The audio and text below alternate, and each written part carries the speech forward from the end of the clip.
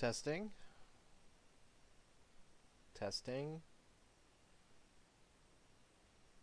Is my microphone not working?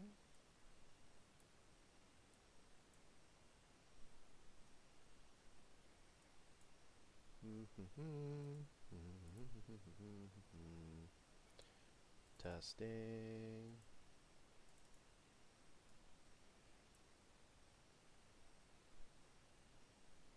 Testing. Testing. Test. Test, test, test, test. Okay. Let's try music. Come on, YouTube. Come on, YouTube.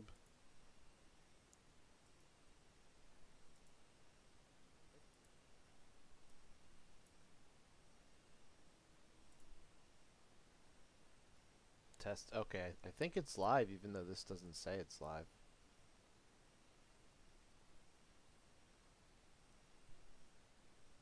Here I am. I think it's live. Yeah, I just heard myself talking, so I'm gonna mute that.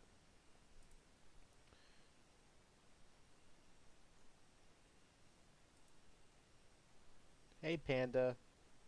I think you can hear me right now. Having a little technical difficulties. Like, I'm 99% sure that YouTube is fine, but it's showing up as offline here. Oh, you can. Okay, good, good, good.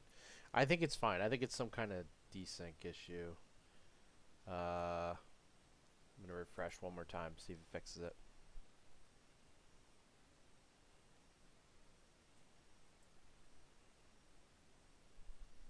I think it takes like 10 seconds for this to update.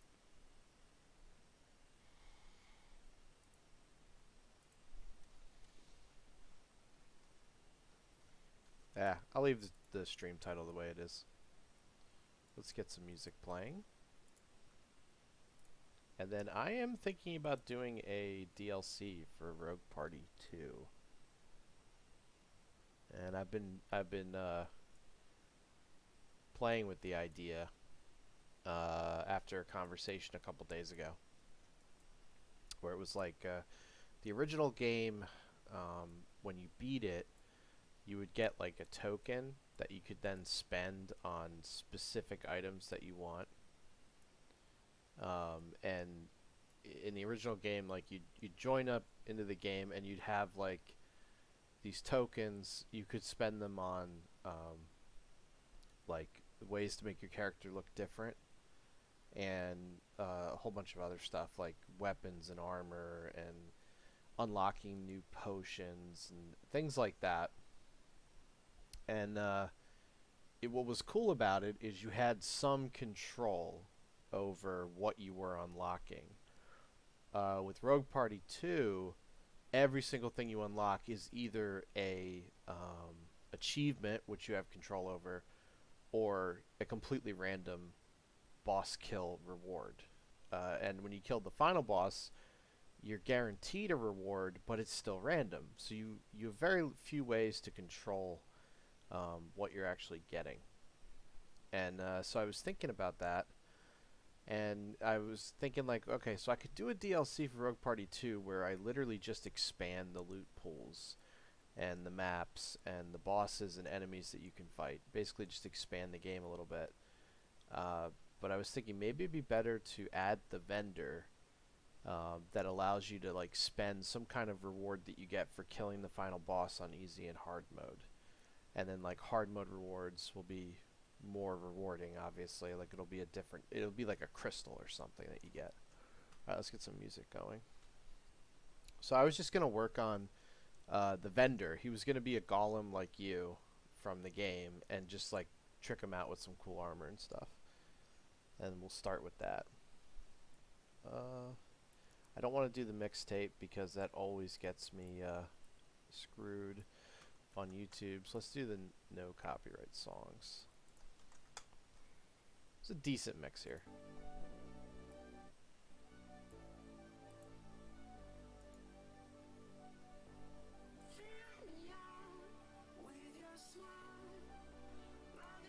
Okay. So I'm more than double the sound of the music, so I think we'll be okay. But you guys let me know if it's annoying or something.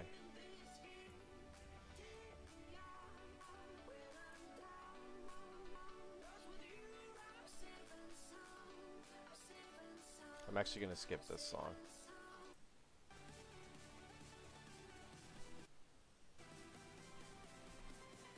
Dun, dun, dun, dun, dun, dun, dun, dun, dun, dun. Like that song. Okay, so let's trick out our vendor friend. First off, you don't need a skeleton. So goodbye, skeleton. So he needs to retain the golem look, but just be like tricked out to all hell and look epic. So let's start with his head.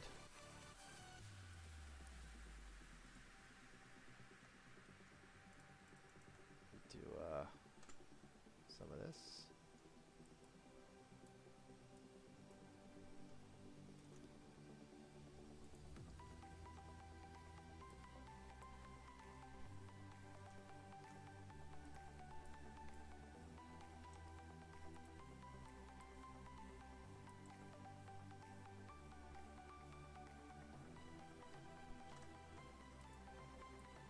I gotta work with the original model, you know. I can't go too crazy with it.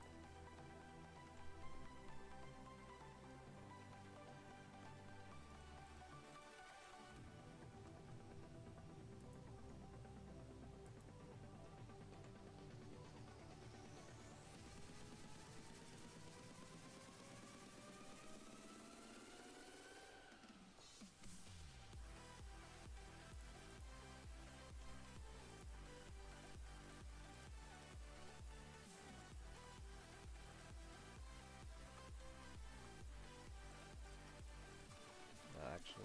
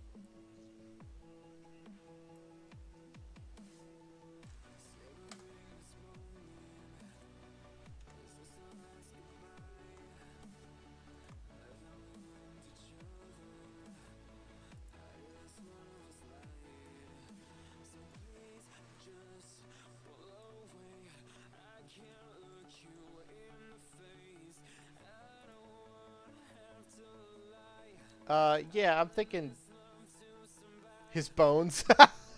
No, his bones. Well, he's probably not gonna have an animation associated with him. Like the other models don't animate when you talk to them and stuff. I mean, maybe I could have something floating around him, or like an orb or something that, you know, follows him around or whatever. But he's not gonna like walk. I mean, all the Rogue Party 2 NPCs are stationary, so I gotta keep to that format. How's that look for a horn? I think it's a little high on his head. Like it should go down a little bit.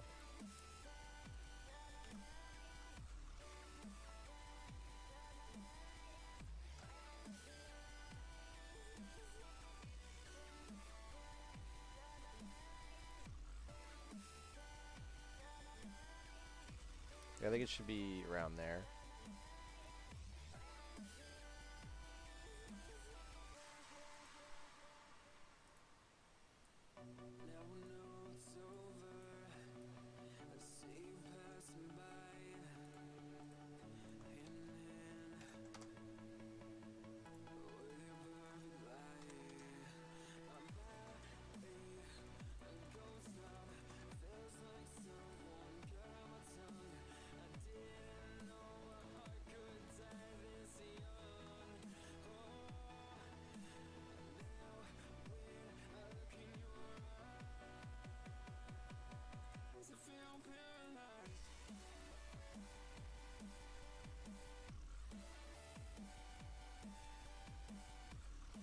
Ooh, should I make them asymmetrical?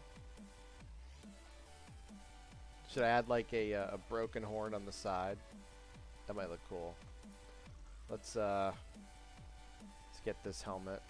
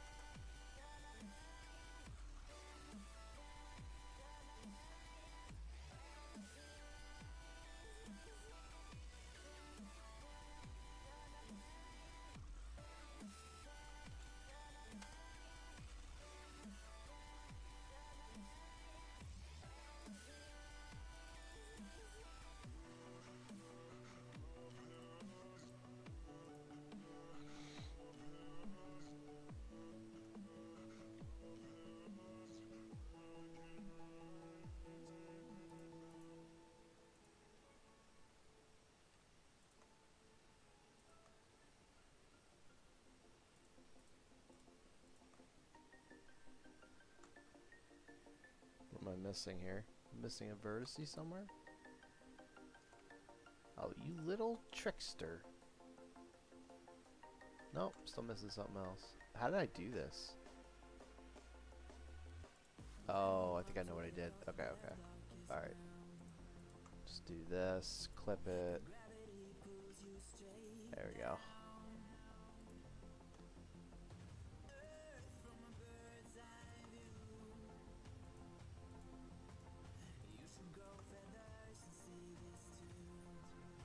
There you go.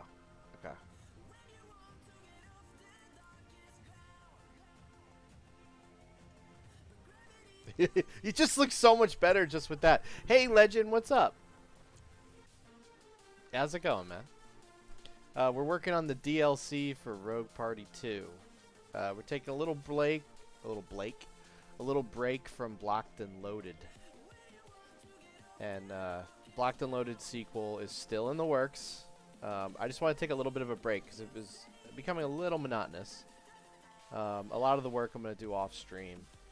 I was getting NPCs to work and the dialogue options when you talk to them and whatnot, and it just was not very good stream content. So I think I'm just going to do that off stream. Thank you, Nebular Live, for the follow. I appreciate it. I hope you like the Doom guy. We got Bob the Builder. Every time we complete a build, we do Bob the Builder.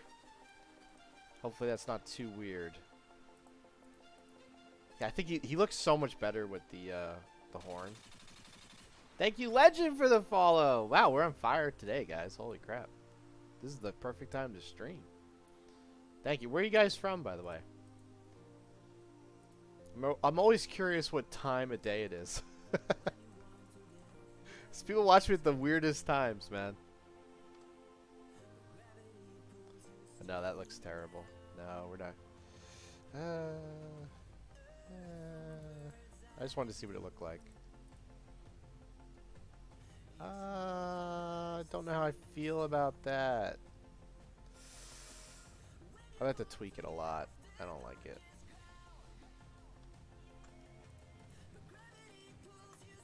I can't change it. Thank you.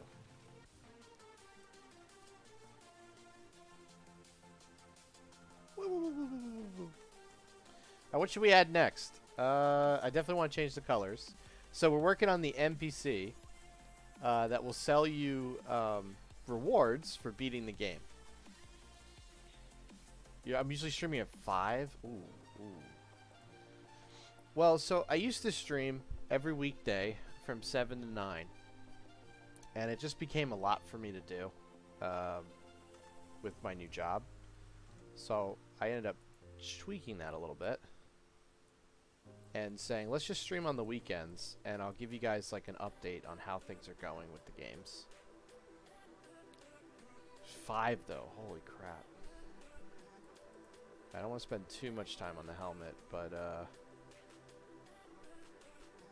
trying to think of a way to get away with like a little more horns, a little more horniness on the helmet.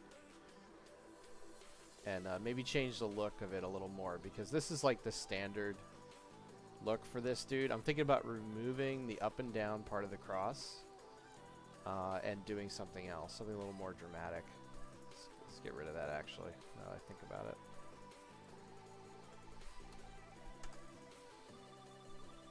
Now we need something here. Or do we?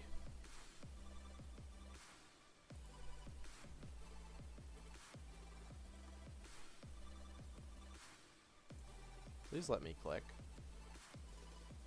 Alright, sorry chat, I'm gonna go inside you, sorry. Deep breath, I'm inside you. Thinking this. Come out a little bit.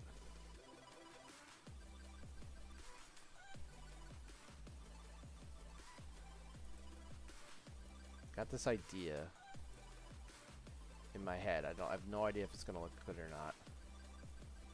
I'm gonna bring this way up.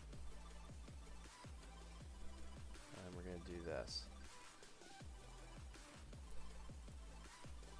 We'll get rid of this bottom part in a second.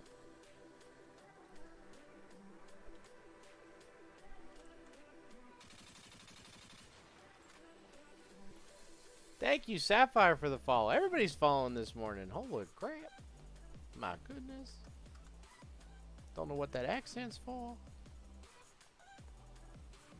Like, I want him to look intimidating.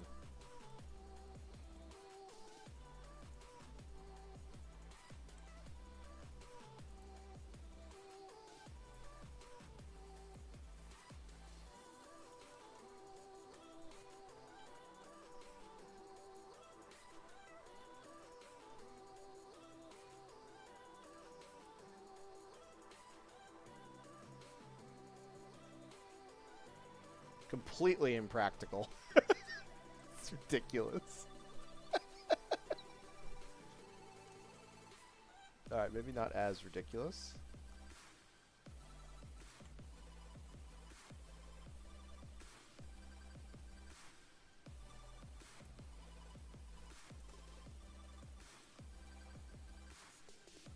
Yoink.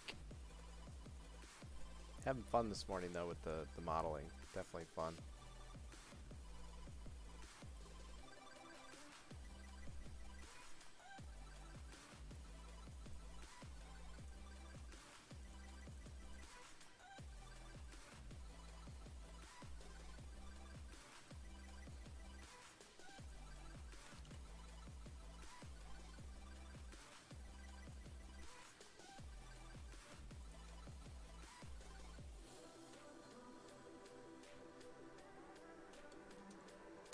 Can I get away with deleting that?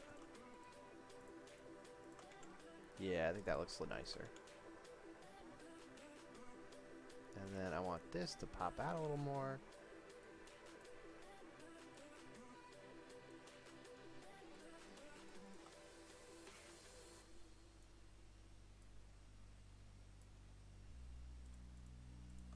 Clip it.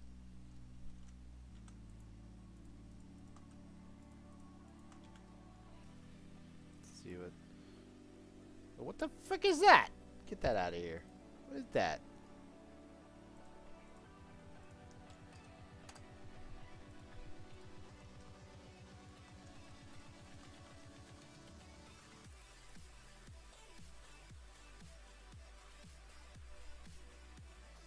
That'd be cool if it was like going from here all the way down. Like a seam almost. I don't like that though. Get rid of that.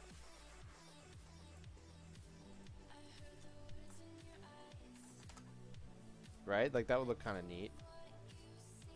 We're just gonna close them up. He's got to protect it. Yeah, dude. He's got the COVID beard. He looks ridiculous. I love this. It looks like a giant mouth. So stupid. The Juggernaut. Does look kind of intimidating, though. That is like a big head. So I can see through there. What's that about?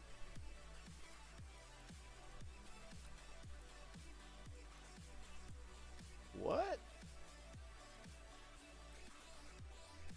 How about that? There we go. This is an old model that I made last year, so I wouldn't be surprised if I had made a few mistakes along the way. Looks like I did.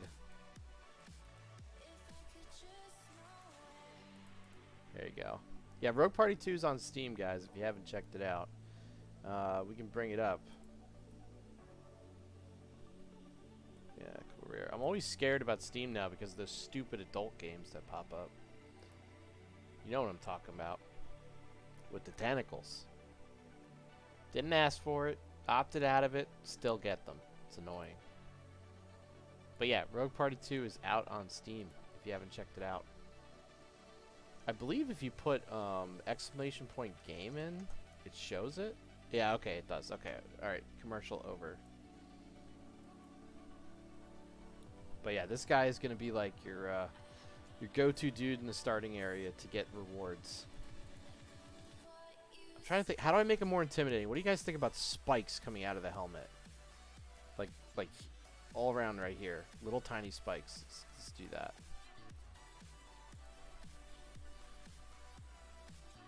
Oh, I think I gotta do it in edit mode because I'm mirroring.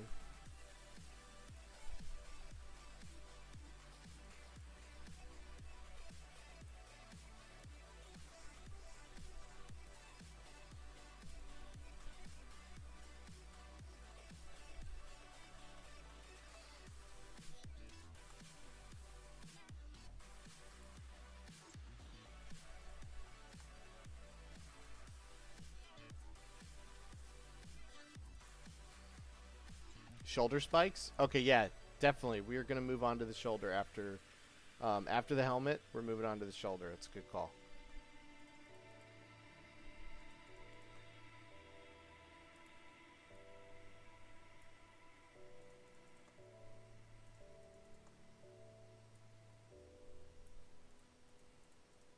And I could probably reuse the spike that I make here on the shoulder as well.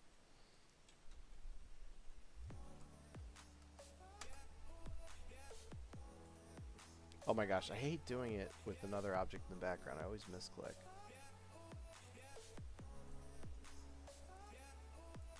I definitely think that like this kind of stuff on the stream is way more productive and interesting for the people watching. Like when I'm doing the coding, it's very hard to make it interesting. I usually end up talking about something other than what I'm coding. Usually I end up giving people career advice.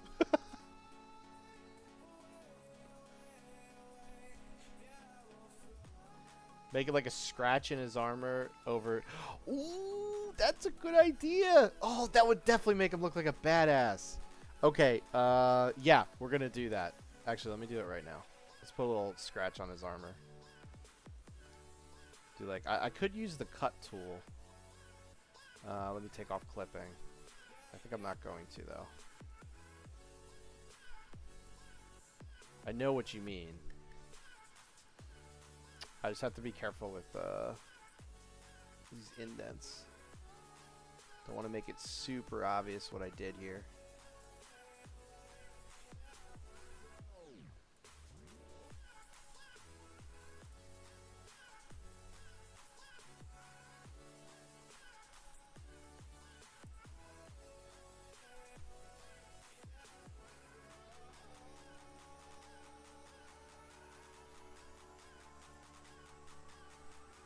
Actually, there is a cut tool I might be able to get away with using.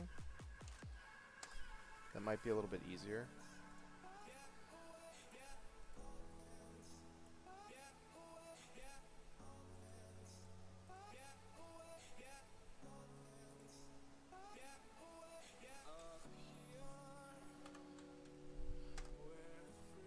Let's just put the holes in first.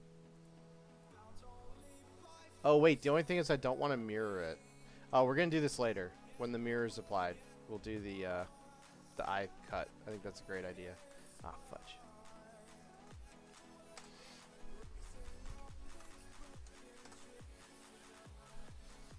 Yeah, we're going to do that, though, later. For sure. That's a great idea, Nebular. I love that idea. It's not always good to, like, model something by commission, but usually you guys come up with some pretty damn good ideas.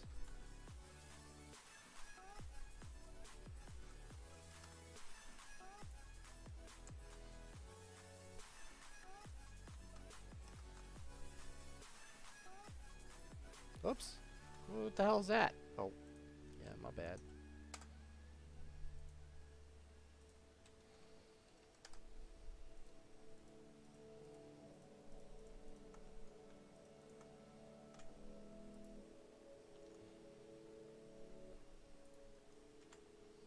Okay, there's a spike. Looks more like a bullet, actually. Whoops.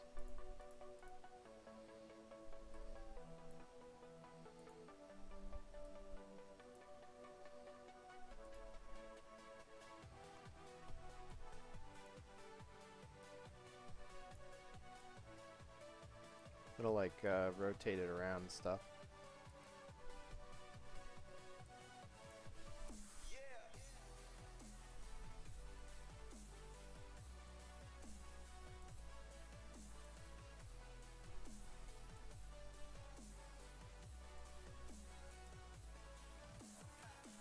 That looks pretty good.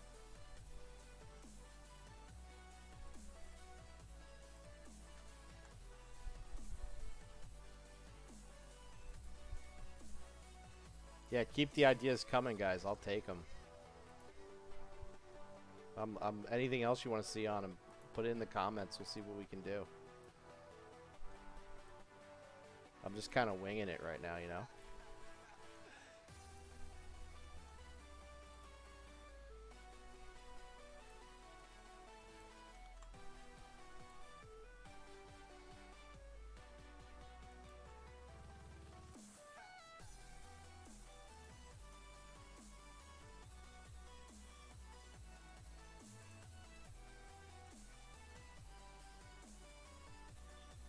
How's that look? A couple spikes on the helmet. Probably needs them up here too.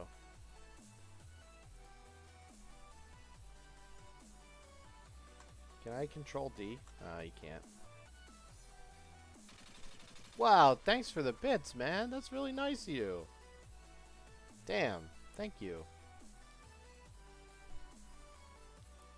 Much appreciated. So I'm streaming on the weekends, primarily. Every once in a while I stream on the weekdays, but I try to consistently stream in the morning on the weekends, and it does two things for me. One, it lets me communicate with you guys and get your feedback, which is also on the Discord, by the way. A lot of people keep in touch that way. But it also forces me to work on the games, because I have a new job that is requiring a lot of my time. And so I don't get to stream the way I want to. So the weekends basically mean, okay, I'm dedicating this time to streaming no matter what. I don't want to be too many thorns on this guy. Horns. It might be a little too much.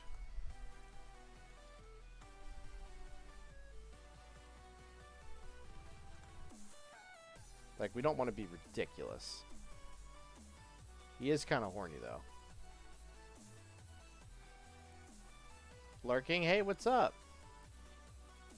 How you doing, man? Yeah, what are you playing, Dream? If you don't, I don't want to get you killed. I know you're probably having some serious gaming sessions over there, but what games are you playing, man?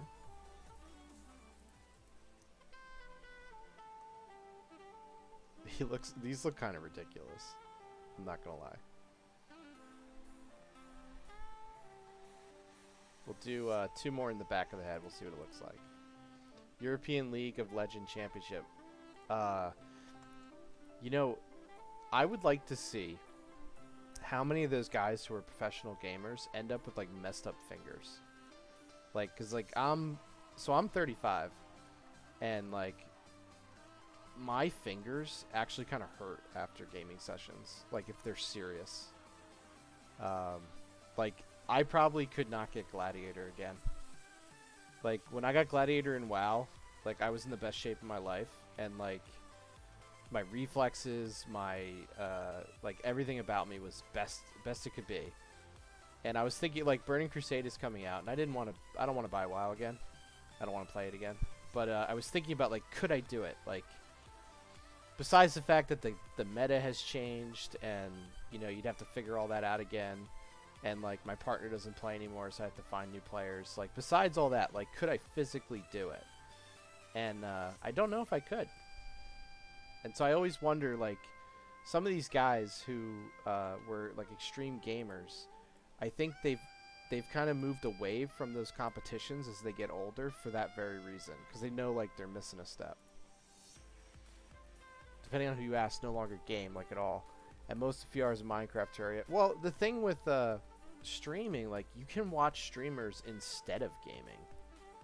I'm realizing that with DayZ. Like DayZ, you have to put so much time into it, especially on vanilla, to have any fun. And like you could just watch a streamer like on some of the servers that are more active, and like why play the game? Just watch them. And the same with like a horror game. Why play the horror game? Just watch somebody get scared by it. Ooh, I really like the top thing there. I'm gonna get rid of these two in the back.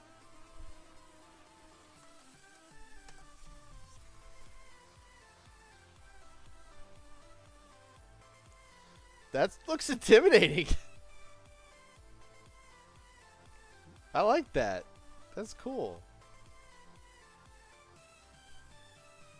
Now should I mess with perfection here? Do I dare to mess with perfection?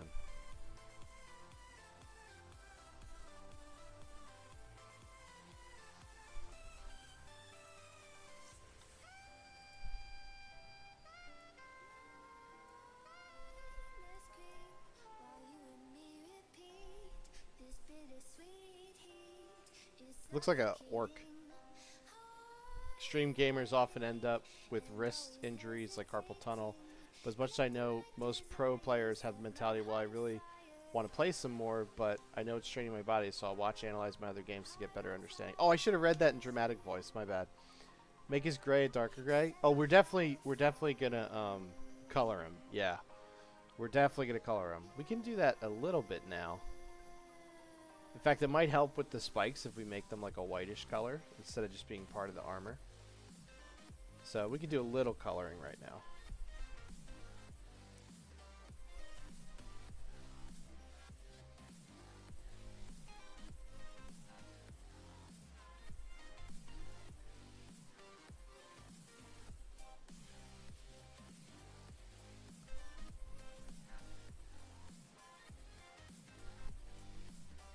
I gotta add more materials to the thing.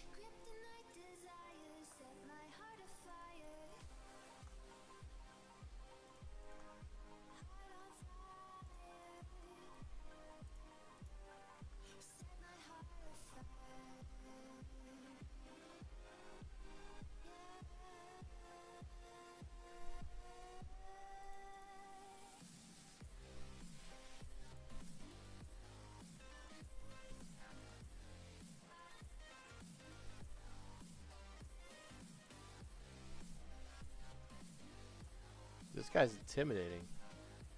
One of the shoulders bigger than the other. Okay, we can move on to the shoulders.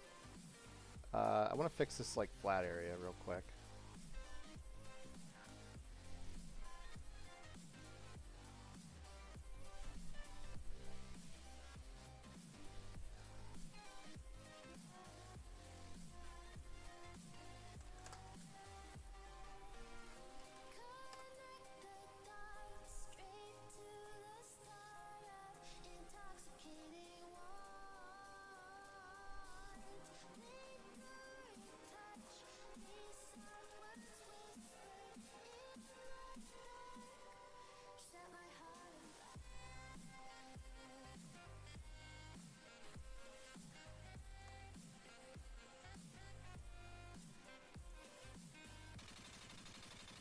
Oh, whoa. Thanks for another biddies, man. Thank you. You have to do that. It's very nice of you. How's that look?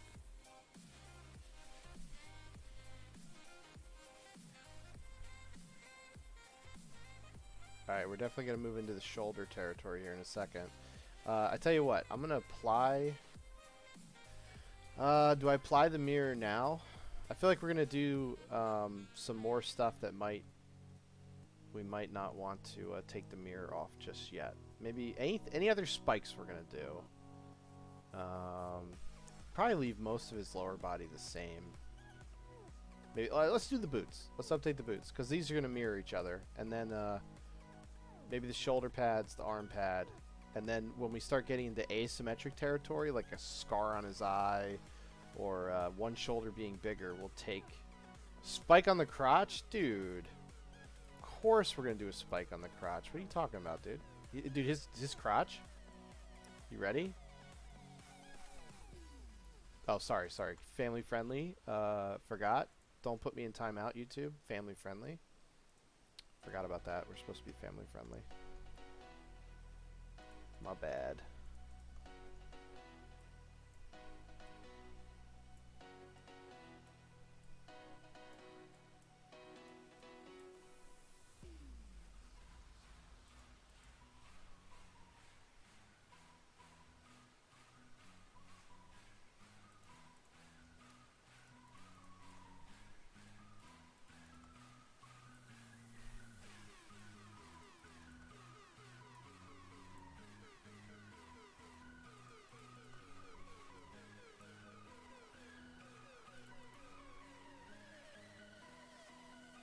Just something to differentiate it from the player.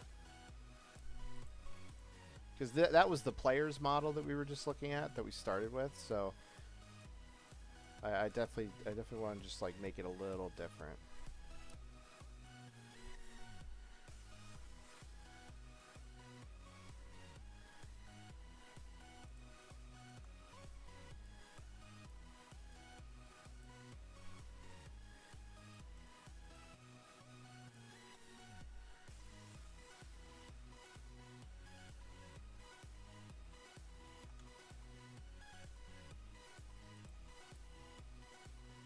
Make the spike boots from SpongeBob? I don't know what those are.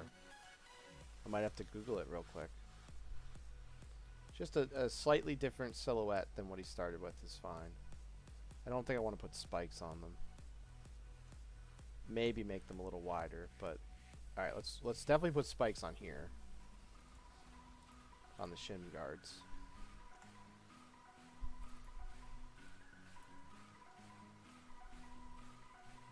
Hey, don't get any ideas over there, guys.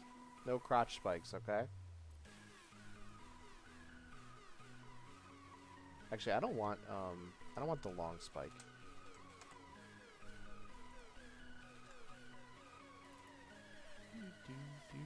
But I'm excited about getting back into Rogue Party 2 a little bit. I think it deserves a DLC, or at least a content update. It may not be a DLC. Especially if it's not enough content, it won't be a DLC. But at least I'll get the foundation down of having some additional content in the game. Thank you. Oh, subscribe? Damn, guys. I really appreciate it. I hope you guys come back next weekend. Don't forget about me. Appreciate the support. A giant Dude, I didn't think about weapons. Wait a second. Wait, let's think about this. The vendor is going to be selling you a bunch of stuff. I could put like a backpack on him, or just like a ton of weapons. Like the dude is just strapped for war. That's actually a really cool idea. I like that. Get that single spike right there is probably enough, actually. Keep it clean.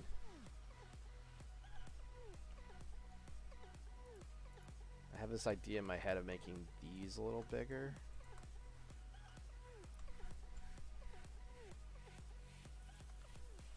Again, my goal is not to make it too much different from the player, but just like, I want the player to look at him and go, oh, he kind of looks like me, but better. How do I get to look like that? Oh, I have to, you know, get these new items. He's just revealing himself to everyone for some reason. Yeah, wow, I did not do a good job with this model. I didn't check the seam at all. Okay, I didn't know I made those mistakes. I was really bad at modeling. I still am, but I've gotten a lot better over time. Alright, what else can we add to this body? I'm thinking about it. Anything else that's symmetrical? Oh, the armbands need modifying.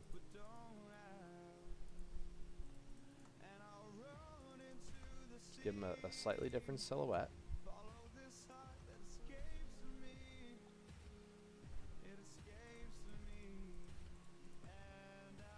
A little bulkier.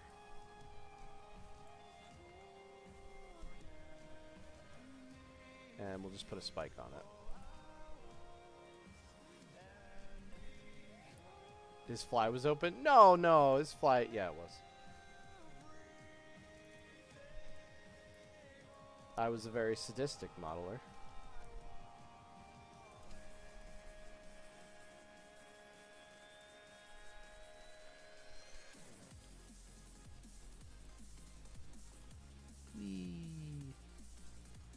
By the way, somebody said they were going to get a group together to play Rogue Party to try and beat it on hard mode, which is no easy task. I've only done it a handful of times. And I usually cheese it a little bit. Like, I'll get invisibility potions to get past the final area, so I don't have to deal with the enemies. And like that, to me, that's the best way to deal with the final couple areas, because like when you get towards the end of the game, you have all the items you want, and at this point, the more you fight the enemies, you're just taking risks. You're not getting enough reward for what you're fighting because they're just so difficult. And so I usually just spam invisibility potions, find the exit, and just get to the boss. But I do find it interesting what combinations people use to win, because like you don't have too many choices. Like, you have some choices in the game, but you don't always get to decide exactly what you want to run with. You just kind of like live with whatever you find. And so I always find it interesting what combos people end up using to win. I think if these are a little closer together, they'll look nicer.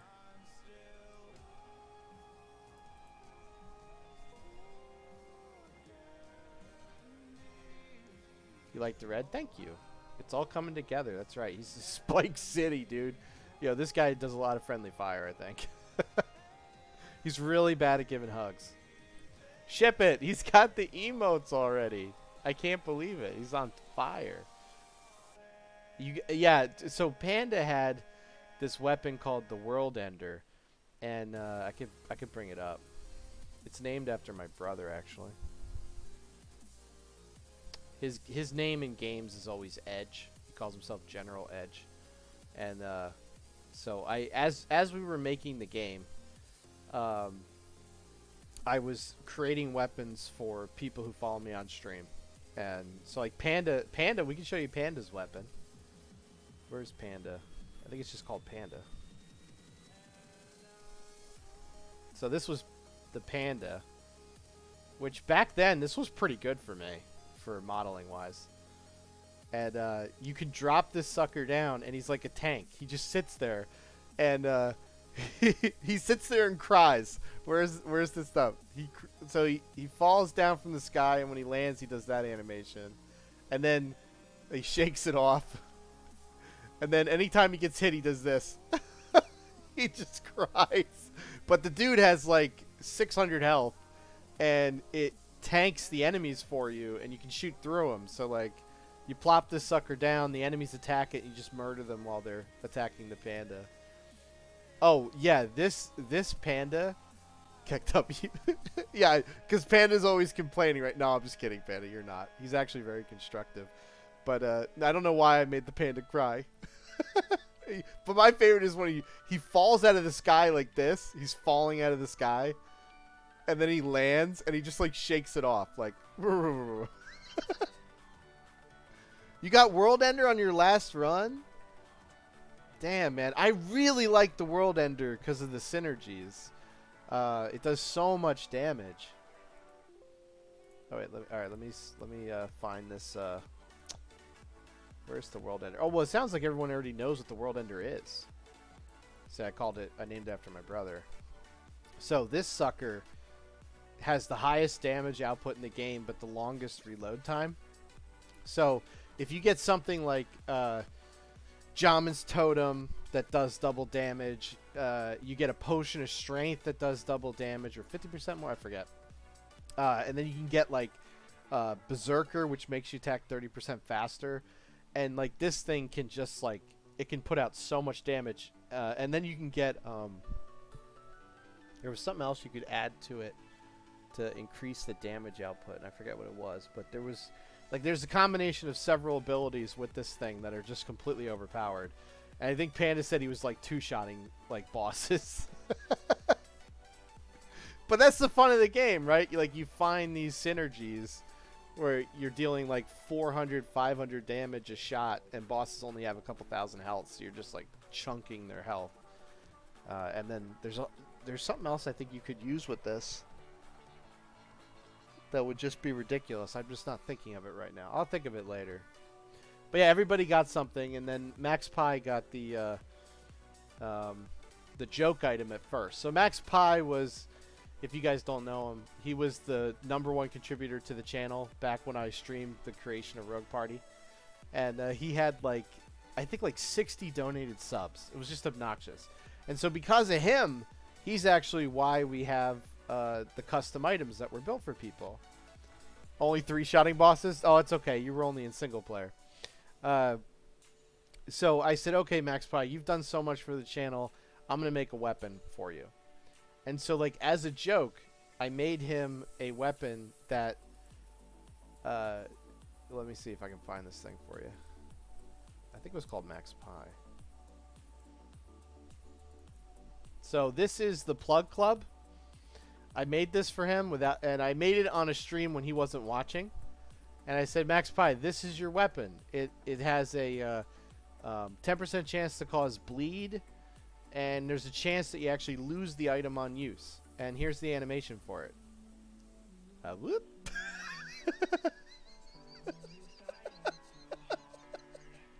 And the Plug Club, he was so sad. I felt really bad. He thought I was serious. I was like, no, I'm not serious. Please don't leave the channel. It's just a joke. It's just a joke. And then I actually, the real thing that I made him is some overpowered weapon. I mean, armor. Let me find it. There's a happy ending to the story. He got this cool-ass purple armor that's completely unique. Should have done it on April 1st. Well, his reaction, I could sense the disappointment in the text. And, like, everyone on the stream was laughing because most people there didn't know the joke, so they thought it was serious. And I was like, no, dude, here's what I actually made for you. And, like, I was scared he was going to leave and never come back. I talked to him afterwards. He was like, well, at first, I was just really disappointed. And then he was like, screw it. You have to put Plug Club into the game. And I was like, no. I need my ESRP rating. All right, let's. Any other mirrored things on this guy before we go into asymmetrical? Asymmetrical. I'm thinking. Thinking no. I really like this jutting out face mask, although I thought it looked terrible without the spikes. Like, it had to have the spikes. Like, it needed a purpose. You don't just put a giant thing on the front of your face for no reason. Alright, so let's apply the mirror. Now I think we're going to go with what, was it Nebular or Sapphire? I forget which one suggested. I think it was Nebular. No. Yes. Yeah, it was Nebular. He wants the eye patch. So we're going to, or not eye patch, but like a scar going down the side. Let's do that now. I think there's a cut tool. Yeah, there it is. Look, I remembered. It's been a while. It's literally a knife.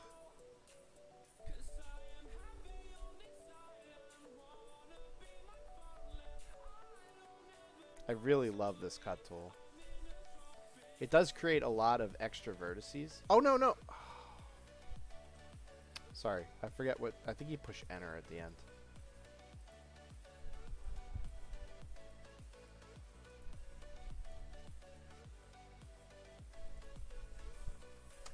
Yeah, okay, I remembered.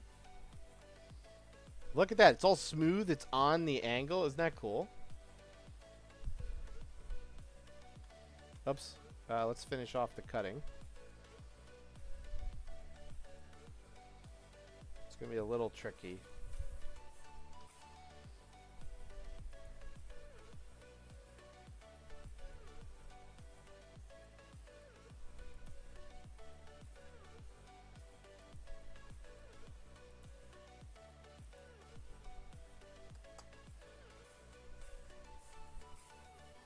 Oh, see, it like cut this too. We'll see what that looks like.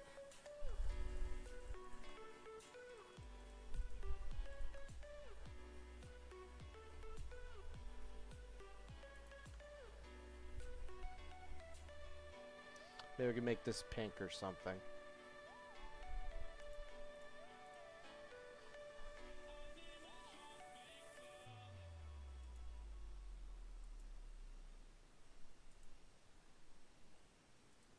Can I copy?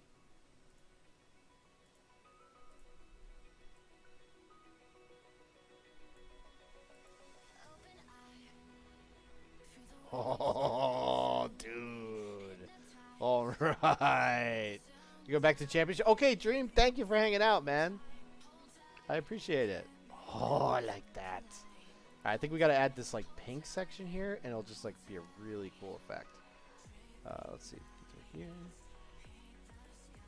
Let's go down to red. Let's make it a little pinker.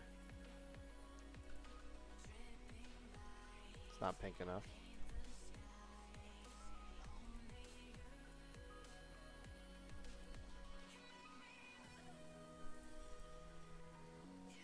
Yo, look at this badass.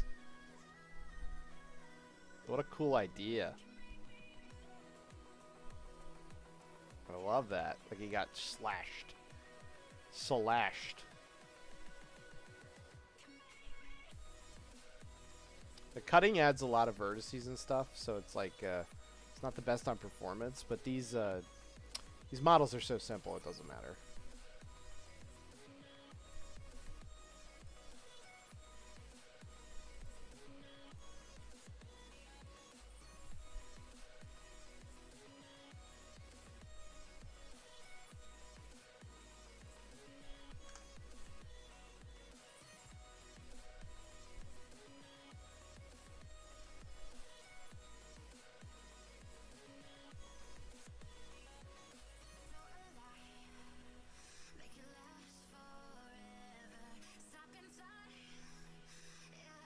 That looks cool, guys. I think we need to give it like a big slash down here. I like that. That's nifty. You make one of the pauldrons bigger. Yes, that was a good idea. I really like that idea. And maybe changing the way the pauldrons look in general. I'm keeping the chest piece. I think I'm gonna keep the chest piece for the most part the same. I was thinking about maybe making the back a little more arched. Yeah, it's just the idea is just make him look like a badass. Like, this guy's seen some crap. He's better than you. That kind of thing. I'm thinking about, like, slashes going, like an animal slash, basically, right across the chest.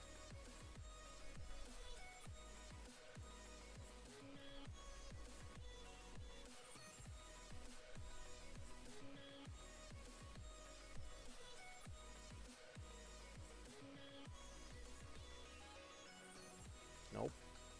Dang it, I don't know how to undo the whole thing. I don't know how to undo a single node.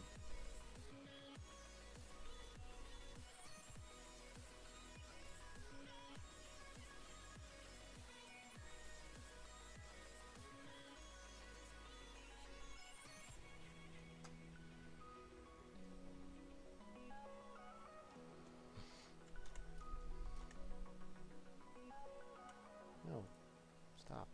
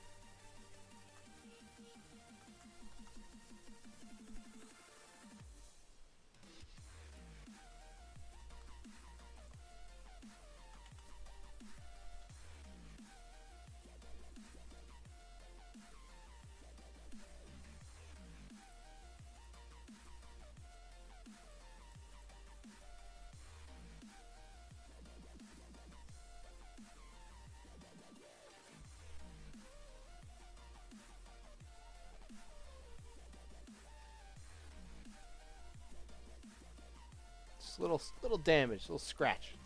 Just tis a scratch. Alright, now I definitely want to do like one pauldron bigger.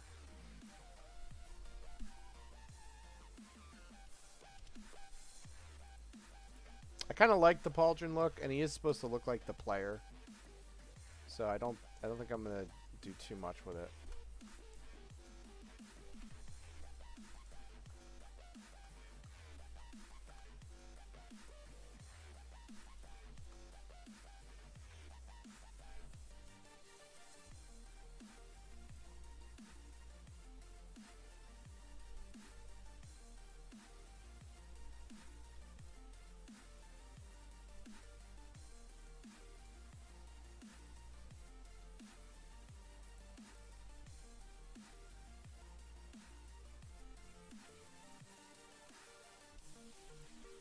Got an idea?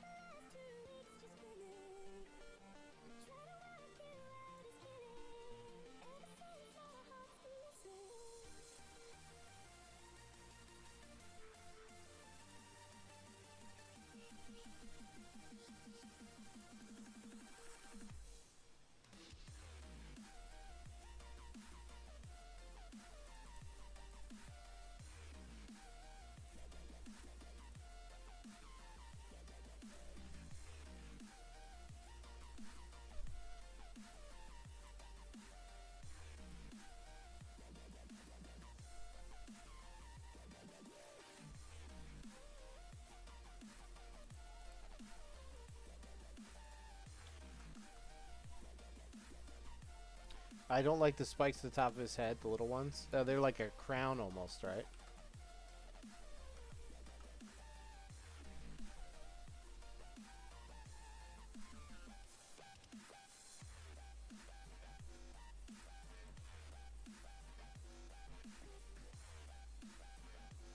That looks like almost like a growth or something. I think I gotta tone that down a little bit.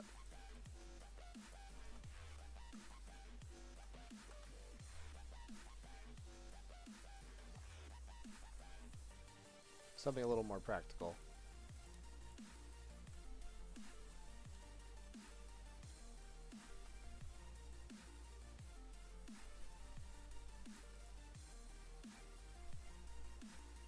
How's that for the shape of it? What do you guys think of that shape for the shoulder? I kind of want to make it like a dragon head or something. Like a monster's face. Yeah, let's experiment with that. First of all, I think this should be a little smaller.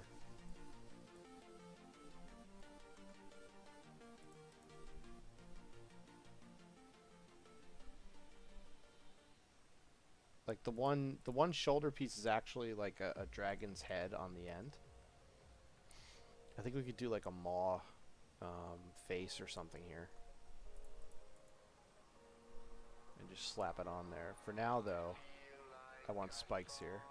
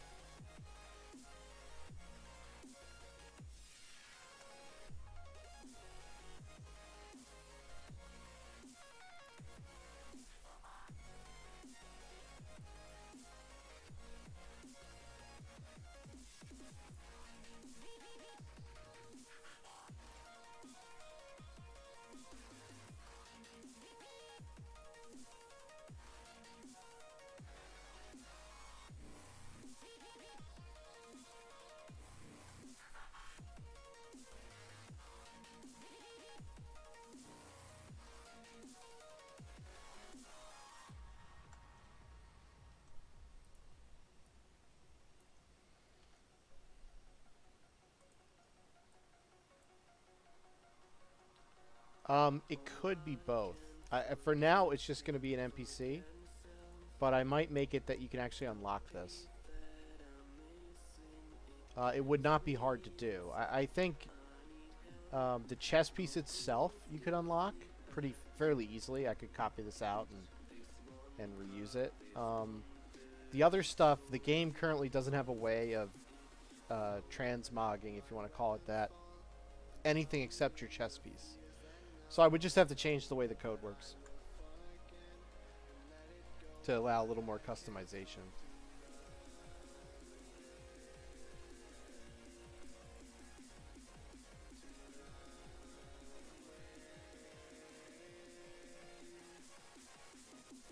Got an idea here. I want to change this up.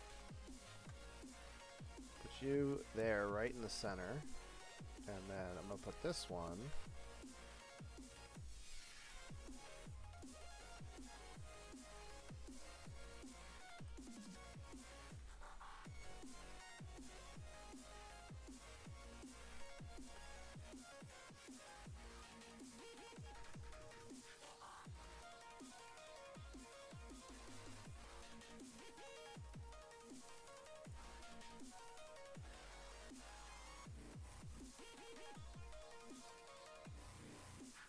Hey, the Man Game Streams, what's up? You got a full house today. I like it. Got a bunch of new people. Nebula subscribed. Sapphire gave a bunch of bits. Sapphire's currently #1 bit giver. Thank you. Thank you very much. Yeah, it's a pretty good crowd tonight. I'm working on a concept for a Rogue Party 2. I was thinking about DLC, but I'm thinking more it's not going to be a DLC. It's just going to be an upgrade to the game.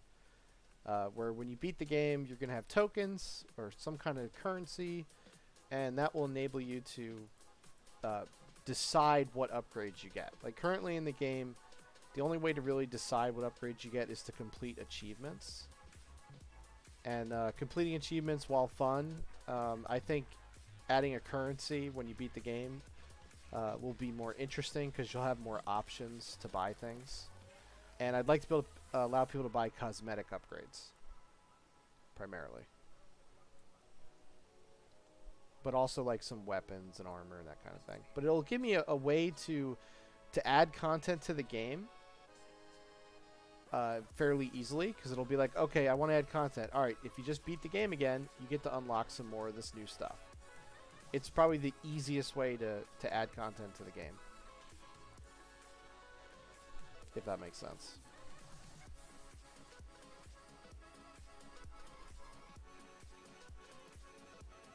And it was in the original game in Rogue Party 1, but I just kind of like went away from it. I think it was also clumsily implemented in Rogue Party 1. It was kind of like a last-ditch effort to add some content.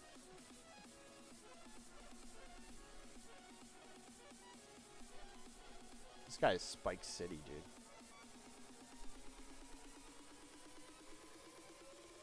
Alright, I'm thinking we need to add a monster's head here. Which monster's head from the game should we put on this sucker? Should we put a freaking goblin head on him? Like, right there, just like mounted to his shoulder is a freaking goblin head. Let me see. The monsters are all different sizes, right? So I have to pick something that makes sense. Like, I don't think we could go with a demon head because they're just so ridiculous. I like the dragon idea. So, let's see. Let's open up another blender. I've got a shoulder already. I forget what it's called, though.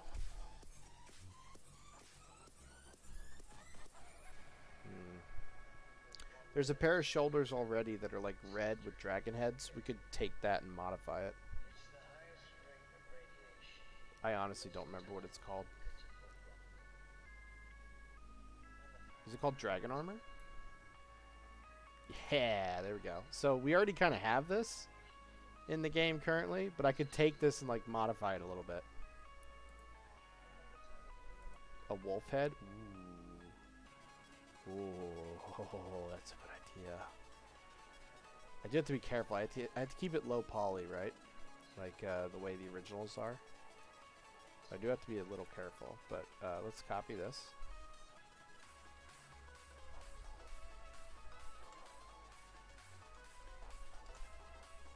No buffer. I can't paste it in. Can I do it in here? Let's see. Thank you, Sapphire. Where's the dark mode? Oh, man, you're not going to like my streams. I get so many complaints about the fact that I don't use dark mode. But yeah, maybe I should then. Okay, let me edit you. Thank you.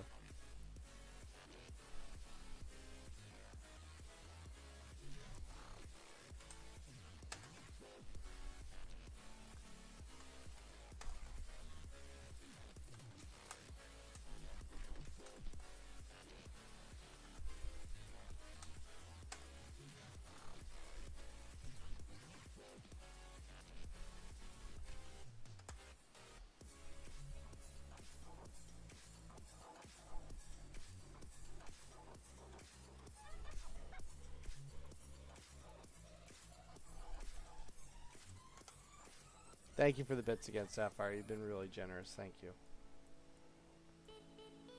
So we could do something similar to this thing tacked onto there.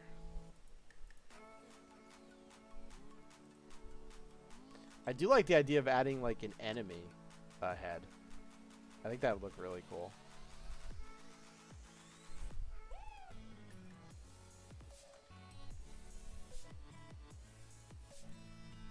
Like, you literally just be like...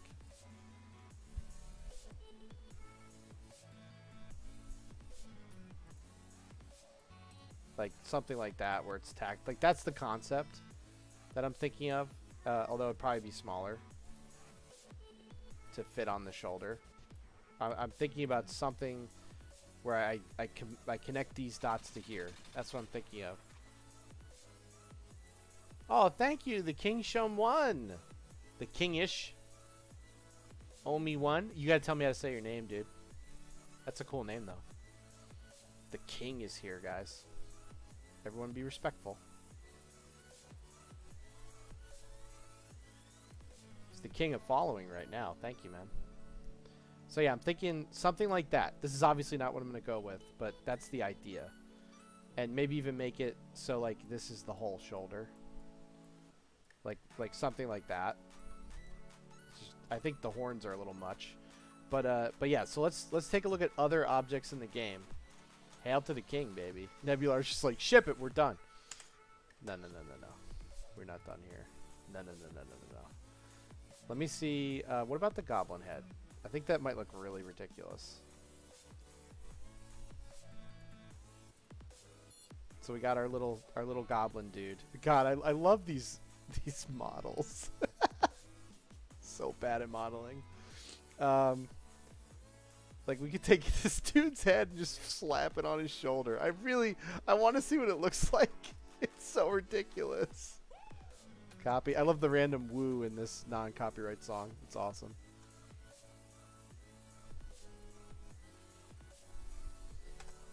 No, come back here.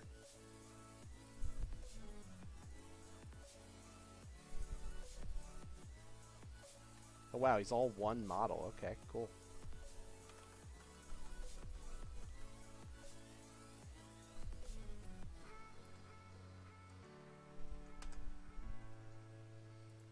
So ridiculous.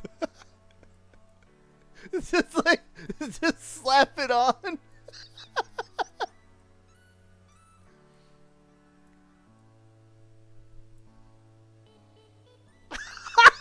That looks amazing.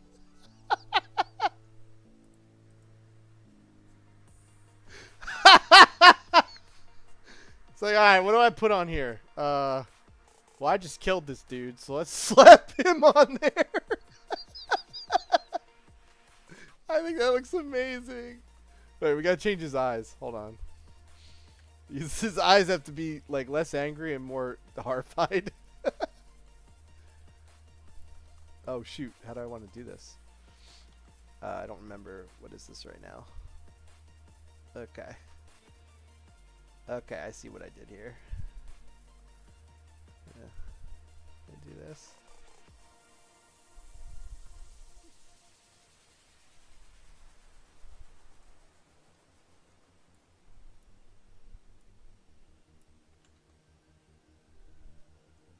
Like sad eyes, kind of.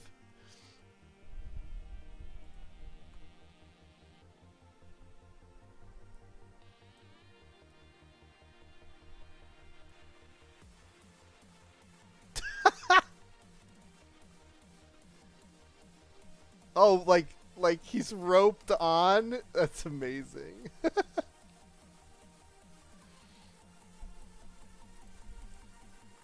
He's using tape? Wow.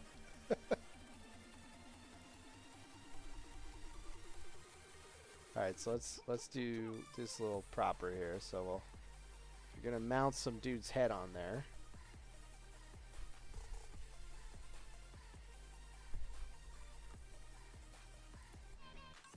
Probably need another thing here.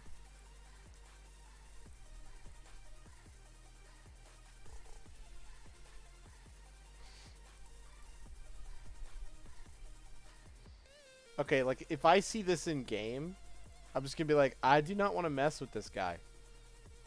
He wears an enemy's head on his shoulder. I'm gonna improve my armor by 10 points. I'm gonna throw your head on my armor. It's got points, it's got pointy points. I love the eyes too. They're just like, oh. Let's change the mouth too, actually. If it's possible. I don't know how I did this. We've got all these teeth. So we're gonna do those. And then the lip here. I don't know how good this is going to be.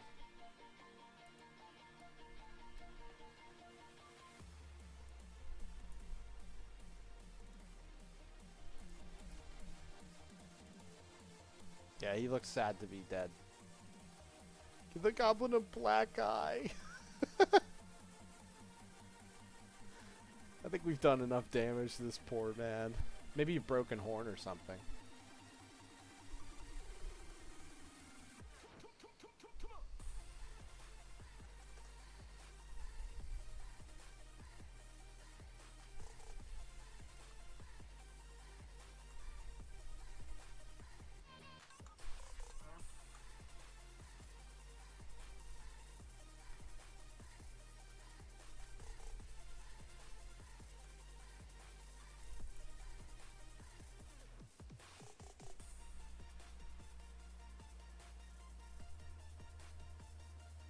That looks so ridiculous. I absolutely love it.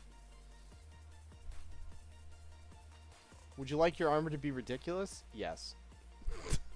Just this. I mean, I could go gruesome and have it like on a pike, but I think you got to keep it a little kid friendly. All right, hold on. Let me combine these guys.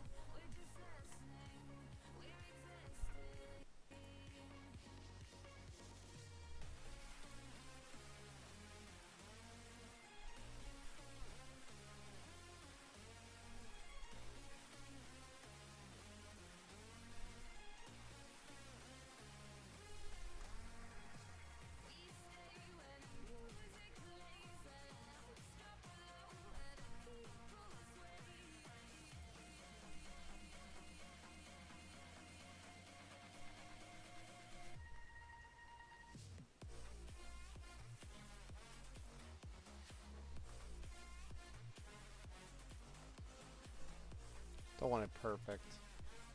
I want it to look like he slapped it on.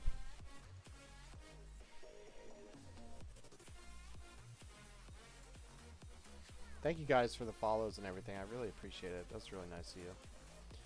Hey, Man Games. Oh, sorry. You commented on YouTube and I missed it. That's my bad. I do that a lot, don't I? Having a fun stream, though, today. We met a lot of new people. It's cool. I think this guy looks pretty badass. Like, I would hate to meet him in game. And I'm thinking that he only appears after you actually, like, defeat a boss.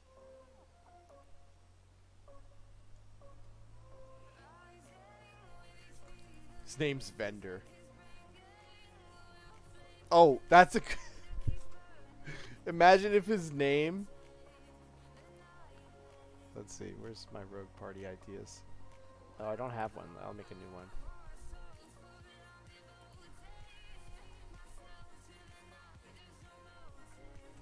I have so many ideas for Rogue Party 2.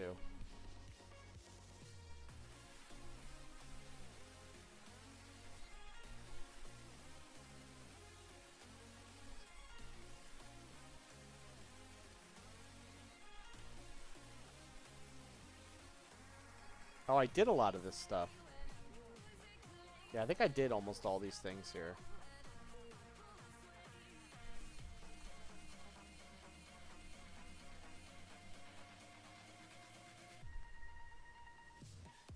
Yeah, I had a lot of cool ideas for the game.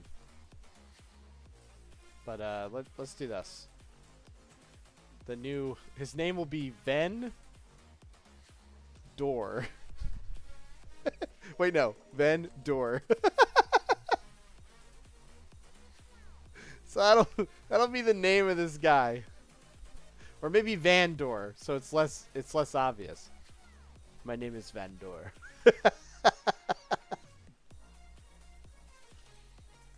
And it could be something even ridiculous like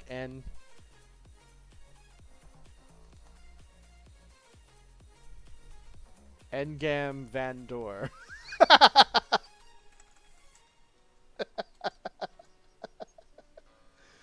He's the endgame vendor. Sorry, I cracked me up. I'm an idiot. Sorry. Okay, so endgame vendor. Need some water right now, actually. People are so cool, man. They just come in, they're like, here's 500 bits. And I'm going to sub to you. And, okay, I'll see you later. It's like, what? Okay, oh, thank you. Thank you so much. Bye. People are nice, man. Probably the best community is the programming community. But, okay. I think this guy's done. Yeah, I am starting to see what you're seeing, Panda, with the horns on the top. Like, maybe this is a little too much. Let me see. See what it looks like without them. I'm trying to create a different silhouette than what the player has. Let me see. I also like the idea of the rope straps going on him. I think that's a really cool idea. And I'll try it actually in a second here. But let's just delete these and see what it looks like.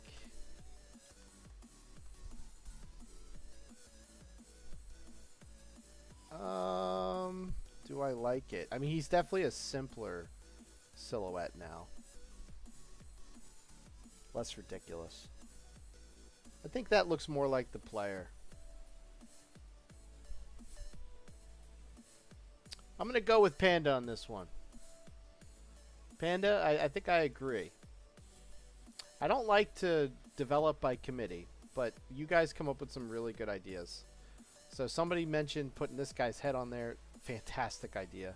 Somebody mentioned the scars, and Panda mentioned taking the horns off the head. I think it definitely looks more like something that the player can relate to now. So I'm going to go with that. It's a good idea, Panda. I do try to at least, like, when you guys give me ideas, I try to at least attempt them, you know? And at the end of the day, I do have to make, like, an executive decision, because you can't just put every suggestion in the game. But, I think I agree with that one. Good job, Panda. Alright, let's see. Let's see what it looks like with, like, a rope going over him. I don't know if it'll be good. Hey, Cap, I am working on expanding the game a little bit. I don't know if it's going to be a DLC level event. I think it's probably more just going to be an update. But I'm adding to the game a new vendor called Engum Van Door.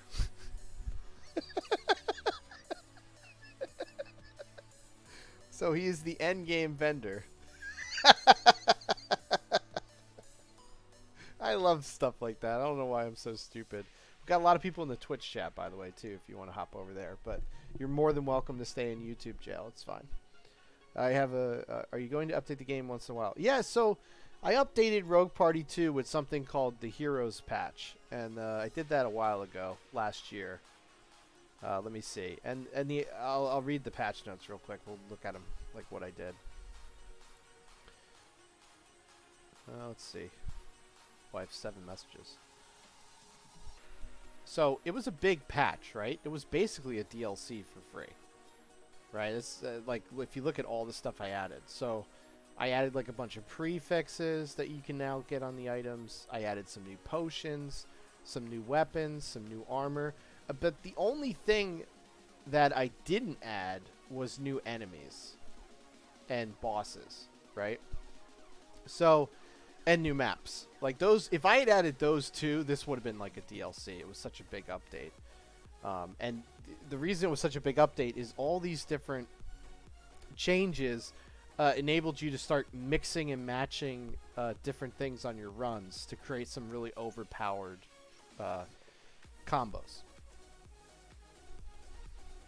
So, what I think I'll do with this patch is I'll start introducing the idea of an endgame vendor where instead of doing achievements or just killing loads and loads of bosses hoping for a reward, you'll now be able to know that, hey, when I kill the final boss on hard mode or even on easy mode, I'm going to get some kind of endgame currency. And I'll be able to spend it on something that makes me look different from the other players so I can like show off. And then also start to pick out new items that can appear on my runs that are exclusively from beating the game. And so he's called the endgame vendor. I think it adds one more layer to the game to give you another way to get items. And then when you combine the achievement hunting, if I add more achievements, the random boss loot, the endgame boss loot, and then the endgame vendor, it just gives you so many ways to like unlock new things in the game. And I might use the endgame vendor to give you the ability to unlock like new maps and stuff. So that's where I'm like going with it. Like it's a progression system in the game for people who are a little more invested, who want to see like more content for it. Because there's a lot of people who, after they beat the game, they kind of put it away. But there's some people who are like, I got to unlock everything. I want to see everything. And like I've learned a lot. I'm a better programmer. I'm a better modeler. A better everything with Unity. I could probably do a lot more with this game than its current state. So I definitely will try to add some more stuff without breaking the original vision. You know, that's one thing you gotta be careful with. You don't want to like just completely redo a game, unless like the case of Rogue Party, where I literally lost the original game, and I was like, okay, I'm remaking this. This game's too much fun. So okay, I think we're done with this guy. Let's do location, rotation, scale, all that good stuff, and we're gonna export him. Vendor. End game. What? I'm sorry. The frick is this? What was that? Export. Vendor. What is going on? What? Delete these.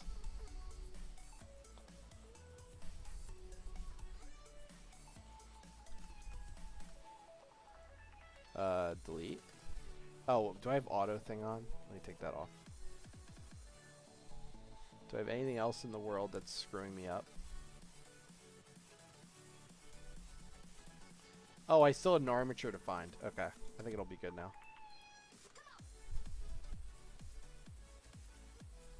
Bum, bum, ba-dum, bum. Cat, how far did you get in the game? Did you, or Cap, did you beat the game?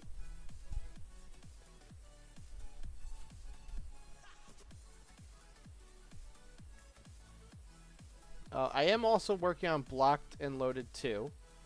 I've seen a lot of progress on that, but I know that game is going to take a very long time to finish. That is going to be a MMO.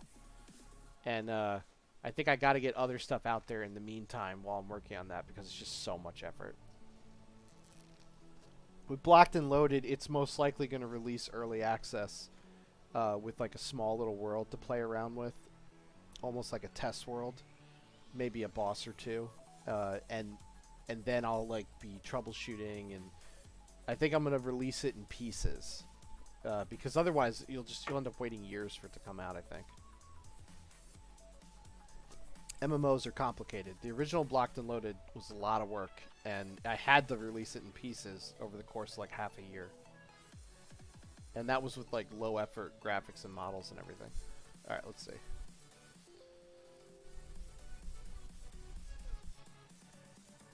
Bum, bum, bum.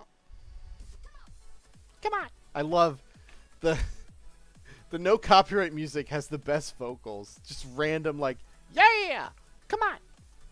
It's so random. Me and a friend bought it to try it out. We usually do this and then refund the game right after, but I don't know. I guess the game stuck to us, so we beat it twice. Have you beat it on hardcore mode? Do you know how to unlock hard mode? Like some people don't realize at the end of the game you gotta talk to the cat to play the final boss on hard mode. Like let's go to Rogue Party 2. So when you get to the final level where you can talk to the old man before the final boss, if you just go through the door immediately, you get a normal boss fight where you fight the guy with the white hat who flies around. If instead of doing that, you go around the corner and you talk to the dog, you get the option to go into hard mode by touching the orb. So did you touch the orb and you beat the blue wizard?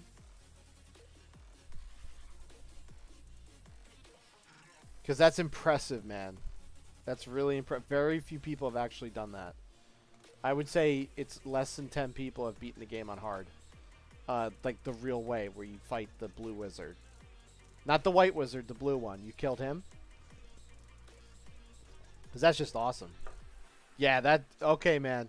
And you weren't told how to do it. So, like, it's hard, right? Because you have to, one, figure out how to even unlock him.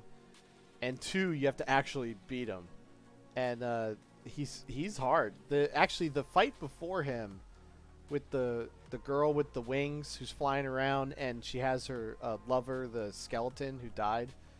If you read like the messages, they explain that background story. But she basically resurrects him every time you kill him.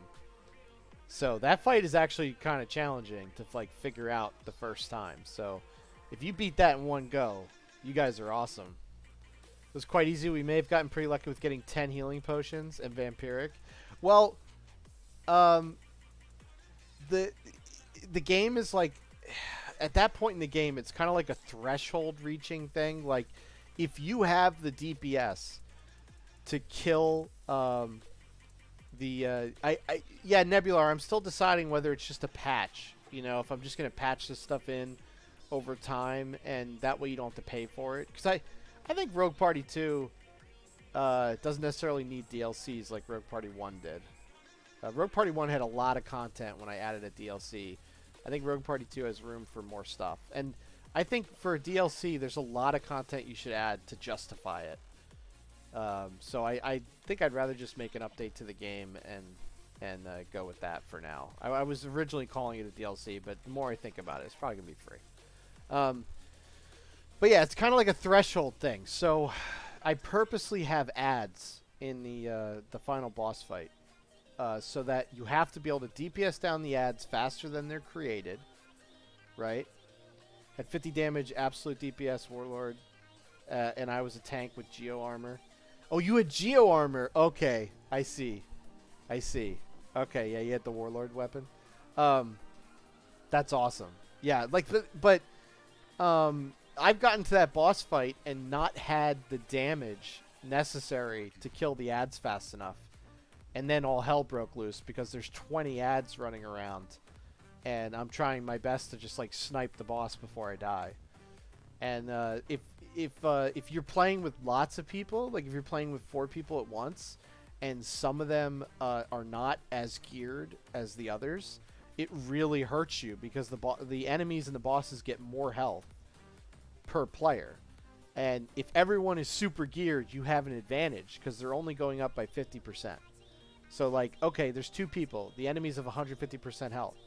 If you're each, like, geared to the teeth, you're doing 200% damage. So you're actually outpacing the health that the enemies are getting. You know what I mean? But if one of you dies or something, then you're at a severe disadvantage in multiplayer versus single player. So as long as everyone stays top-notch and doesn't die, you have an advantage in multiplayer. But that's still very impressive. Like, it's hard to not die up to that point to make all the things that you've gained up to that point, you know, more powerful because you're keeping all those items and not having to replace them and find new ones and all that good stuff. So, good on you guys. That's really cool. Very few people have done it. Very, very few people have done it. And it's not just because there's not like thousands of people playing the game. There's a couple hundred people, but it's because it's just hard. Like, it's a hard game, especially if you get unlucky. But I am thinking about you know, ways of making that boss fight a little more challenging. Like, I was thinking about, instead of having mobs just spawn when he's attacking and like come out of him, I'm thinking about him summoning portals that permanently sit there spawning monsters until you destroy them. And so it'll force you to redirect your attention on the portals every time, instead of like what I was doing was I would just freeze the enemies. I had a freezing debuff on my dagger or whatever I was using, and so I had a real fast attack speed and like a 10% chance to freeze. So every time a monster would spawn, I wouldn't kill it. I would just freeze it and then move on to attacking the boss again. Like, those kinds of things are available to you. Like, there's so many different ways to beat the game and play the game. Like, and I think I just have to create more experiences in the game, like more bosses and levels, and then you can keep trying all these new like ways to beat the game. But that boss was designed to test how you built your character. Like, you can't be too slow because he moves super fast. You can't have low DPS. You need a way to deal with the ads.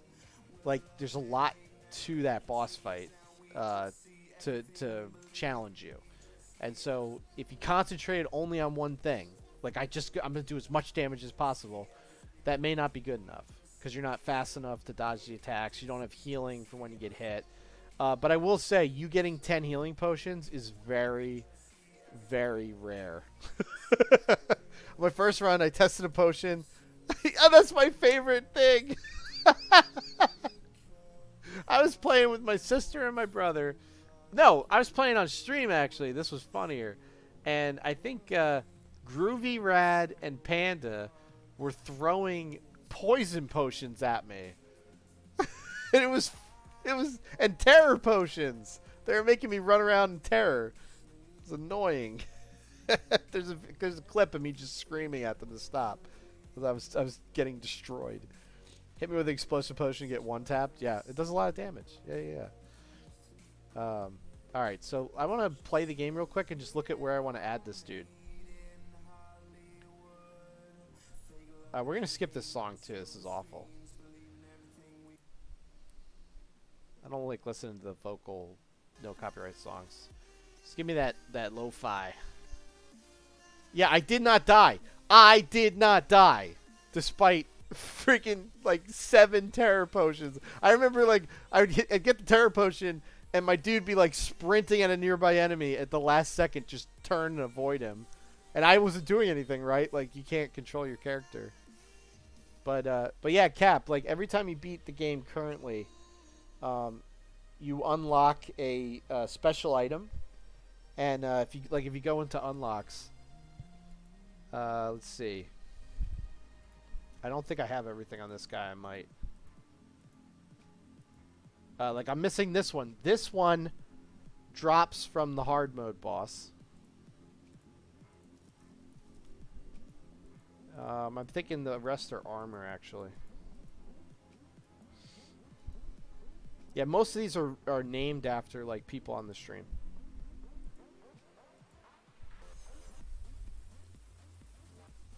Yeah, there's so many items and stuff. I gotta add to this. I want even more. I think I can do some more periodic updates. Oh, I forgot about the flute. This is Saku's lute. The guy who did the music for the game. There's Panda's scroll. So this bone too, I think, drops from hard mode, from the skeleton. So, but there's also easy mode. So there's these 4 tomes, and if you haven't unlocked these are very powerful. Each of these little tomes in my hand here only unlock from beating the easy mode boss. So if you're playing hard mode only, you're missing out on some of the unlocks at the end of the game. So what that encourages is for you to take one of your friends who's, like, new to the game, it doesn't have a lot of items unlocked, take them through easy mode once to, like, get them gear, and then you'll unlock one of the easy mode tomes. And they're really good.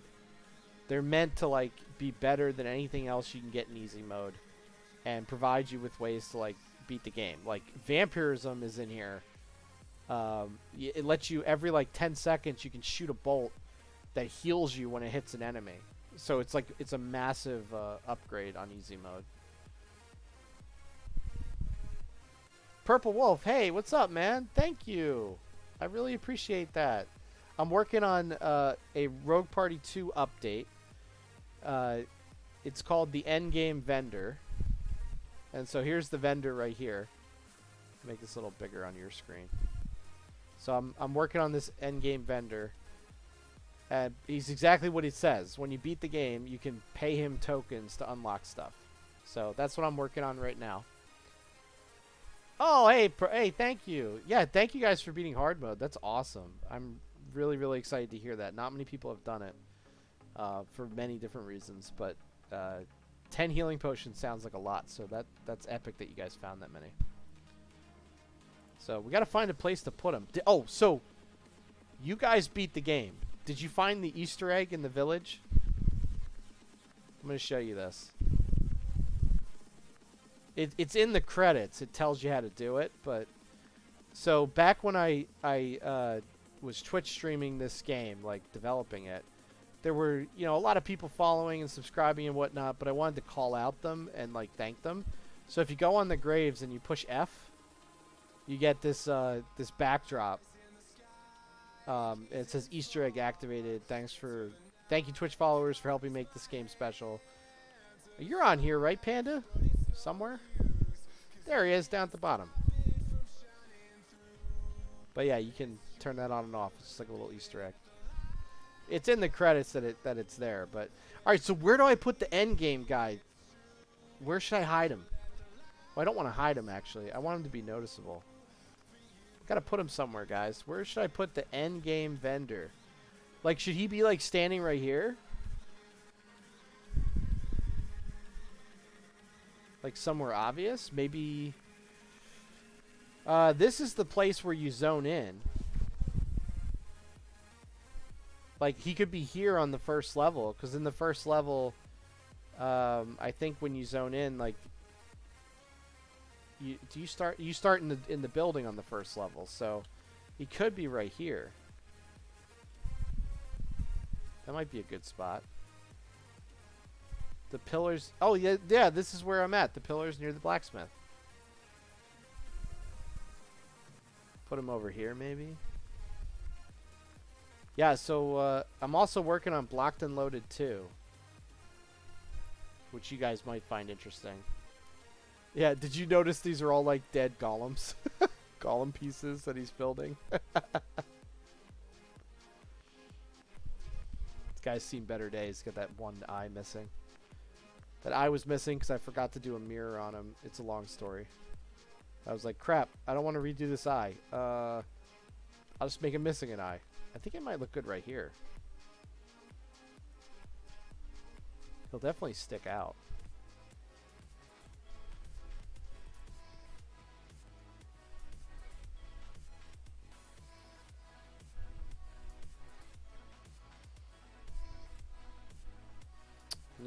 Oh, yeah, that's right. I'm playing in a... Oh, let's do this again. I gotta pause the game. But Blocked and Loaded 2 is coming along very well. I'm working on the NPCs. It's going to be an MMO. And if you played Blocked and Loaded 1, you'll know that it's like an interesting like lobby system where you're smoothly going in and out of lobbies. Every time you zone into a new area, if someone's already there, you join their lobbies so that it feels like an MMO. Let's go back to this, and then let's just pause it. Alright, so now the level loaded in. Let's put him right here.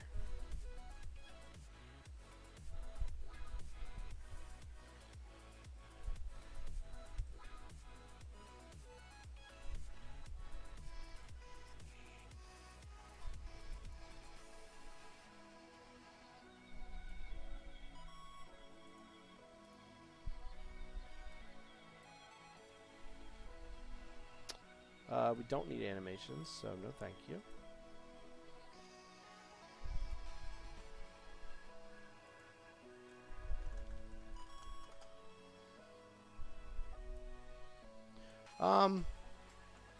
I don't know, guys. You think he's a little big?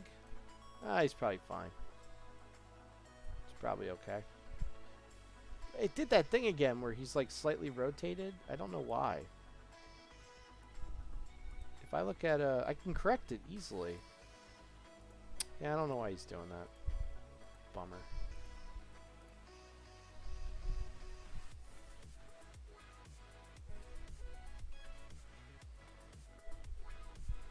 I just wanted to figure out where to put him, but we're gonna have to fix him first. Why do you have to do that? Let's do this.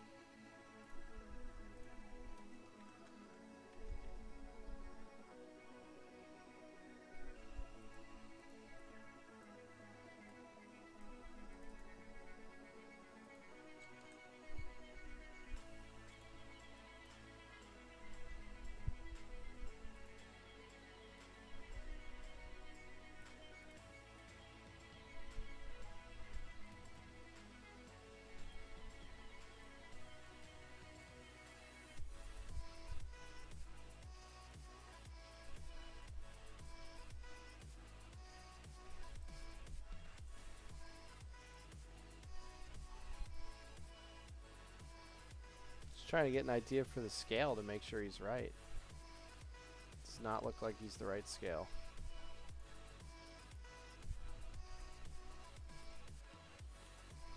There we go.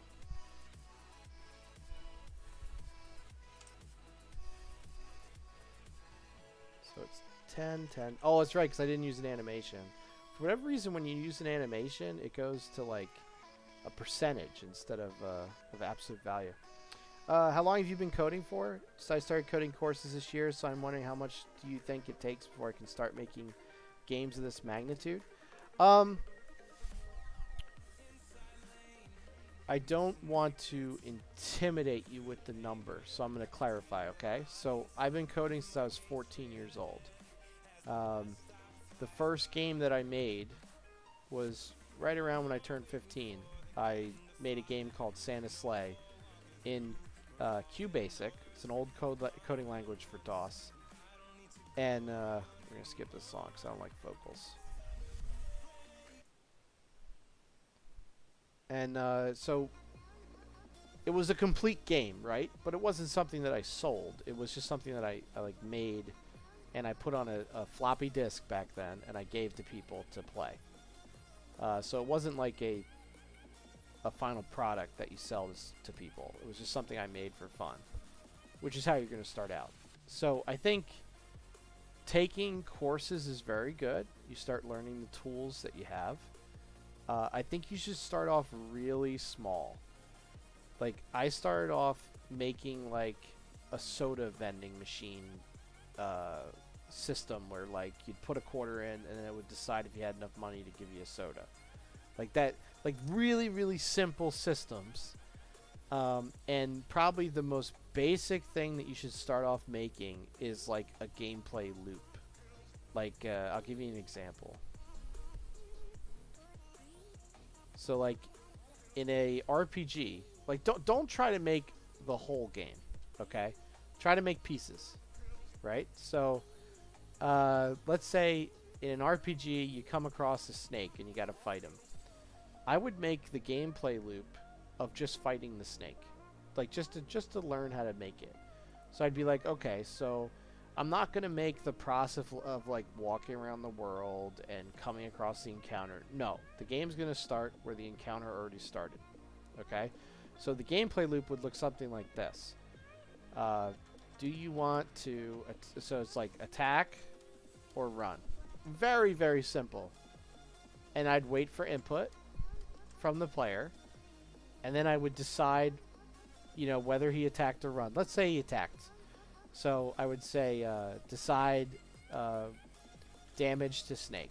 Okay, it won't even do like hits or misses. You probably should to make it interesting, but decide damage to snake and missing chance. You know, that kind of thing. Then, if snake is alive, attack back. You know, damage to the player. If player is alive, continue. You know, and then what you would do is, when this ended, you would go back up to the top here in a loop and say attack or run. And this kind of like simple thing will teach you so much about how to make a game, because you need what a game really is. Sorry, I can't talk. What a game really is just a bunch of feedback loops. And so this teaches you how to make a very simple feedback loop for an RPG. Now you take this like little system that you made and you put it off to the side, and you say, okay, now I want to make like a way for the player to move around the map. So you got to create a map. And so it's a XY grid system. And the player has a location, so an XY location. And then you have to have a way of drawing the grid. So like your gameplay loop would be like determine player position, because they may have moved, right? Draw the map. And so as you get more complicated, like I would start off with a fixed map that fits in the entire screen, and then as you get more complicated, maybe you only show sections of the map at a time, you know, on the screen. So you can see how like this gets very complicated quickly. So you have to develop the systems first. And so it's like determine player position on the map, and it's like where do you want to move? You know, north, west, south, or east. And then it's like, okay, move the player move player, and decide if Snake attacked. You know, like you get a surprise attack. You know, like Pokemon, da da da da da. You know, something like that. And then if this system occurs and results in like an attack, you go down to this gameplay loop over here. And you can see how it's like two systems put together. Suddenly now you have a character who's moving around the map, and you know you're moving him around, and all of a sudden, boom, he gets hit by a snake. Go over here to the attack or run phase. So it's not hard once you get it going, but you need to come up with some organizational system to decide, like, okay, I'm in this gameplay loop or I'm in that gameplay loop. So probably the easiest way to combine these two is to have some kind of Boolean like is fighting. And if is fighting is true, you're going to be looping through this thing right here. And if it's false, you're going to be looping through this thing right here. So you can see like how this is like the determinant of which system you're using.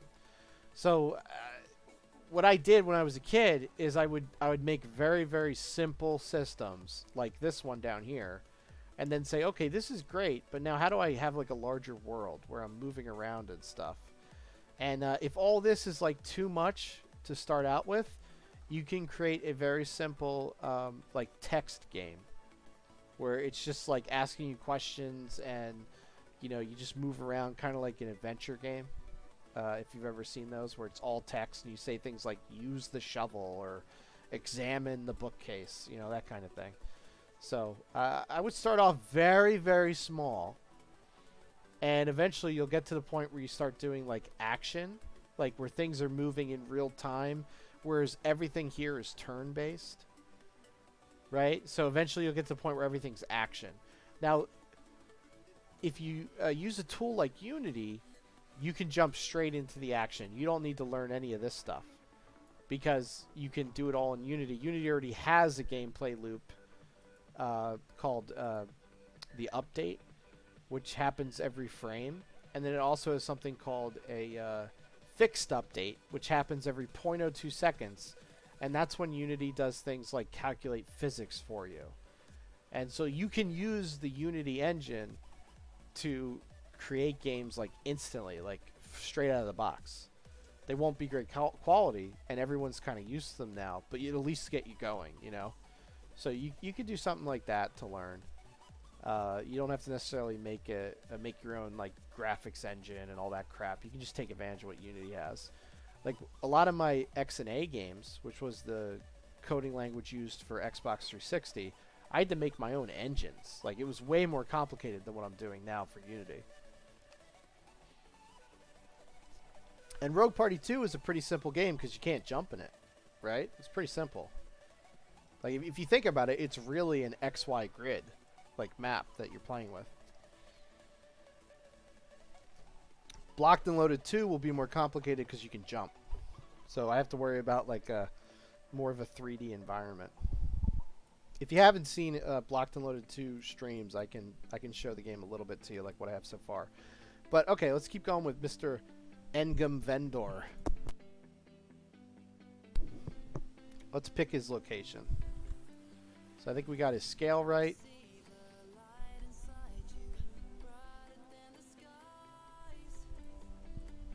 I'm gonna stand on the spot and just like find its exact coordinate. Right here.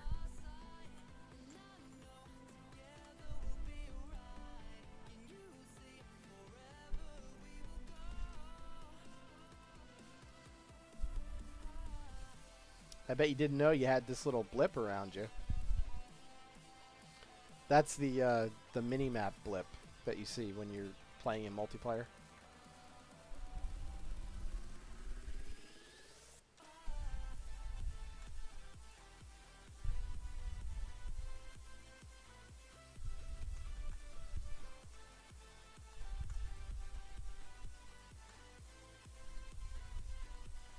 Save that over here.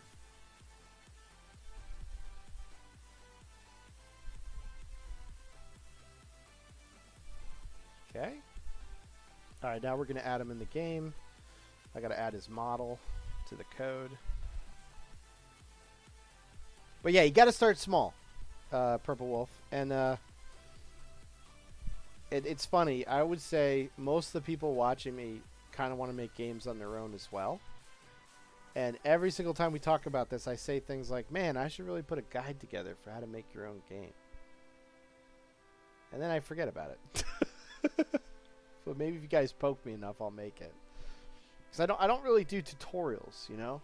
I don't put the effort into making tutorials when I'm streaming. I typically just, you know, try to make some progress on the game and show off whatever I'm working on. But it might be fun once in a while to do a tutorial if you guys have specific things you're looking for. Alright. Haven't been in this code in a while. At least a year. Wait. Oh, I loaded the wrong code. Let's load the Rogue Party 2 code, right? Let's not work in Blocked and Loaded 2. But yeah, I wouldn't... Like, the basic nature of your question was like, how do I get to making a game of a certain magnitude? I can make free update to make the keys for starting a dialogue and skipping forward. Oh, skipping forward. Yeah, I don't think I allow that. Wait, I think I do allow for that. I think you just hit space again. Oh, different keys. Okay. Yeah, okay.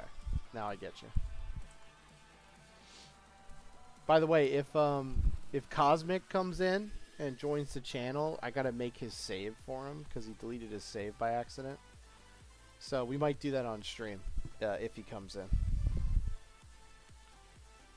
All right. So let's add. We'll do this sloppy.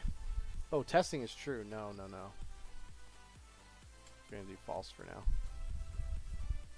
My main struggle is to put my lazy butt into work mode and actually do things other than consume internet content in all its glory. I hate to contribute to that problem. I think you just have to put aside time. Like, there's parts to this that I get a lot of enjoyment out of.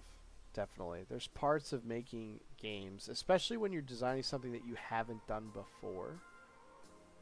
That can be very rewarding and fun, but there's, I would say 80% of it is grunt work. Not enjoyable at all.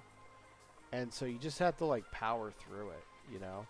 And so for people who, like, pretend like 100% of what they're doing is fun, that's never true. Like, anytime you do something that you've already done in the past, it's going to have a degree of boredom to it, right? Like, just think about any game where you have to repeat, you know, the first 7 steps to get to the 8th step that you're stuck on, like, where there's no save point or something. It's very grindy, and developing games can be very grindy. But luckily, you know, as someone who plays games, I'm used to it. But yeah, I would say your best bet is just to define a time a day, a time during the week when you're going to 100% work on it.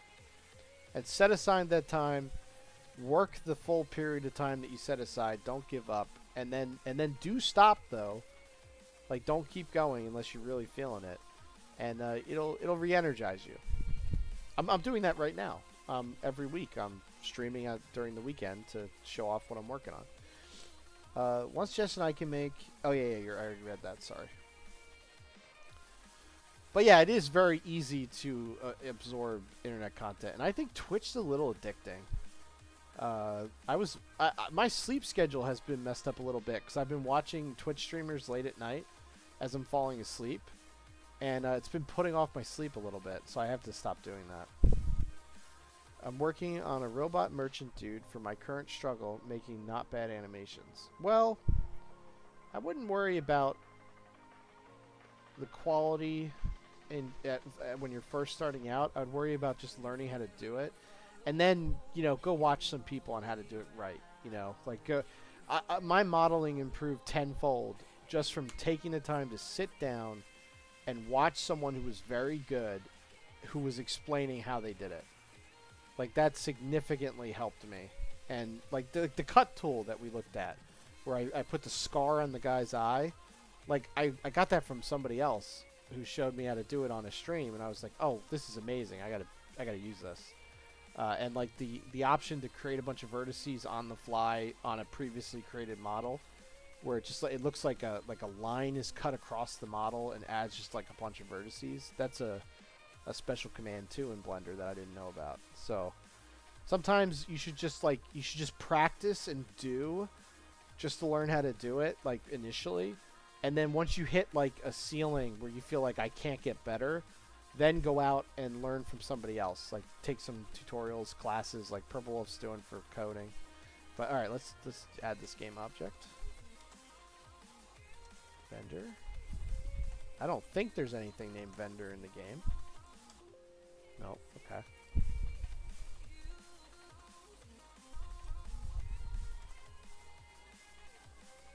He is going to be an NPC. So maybe I should add him to the NPC index. Well, for now, I just want to plop him in the game and see what he looks like. So let's do it this way. Instead of adding him here, I haven't looked at this code in a long time, guys. So I have to like re-familiarize myself. Where's Cookie? All right, so I got villager names I have to update and villager models.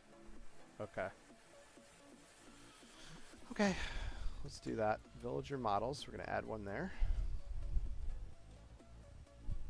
Shouldn't be too bad to do.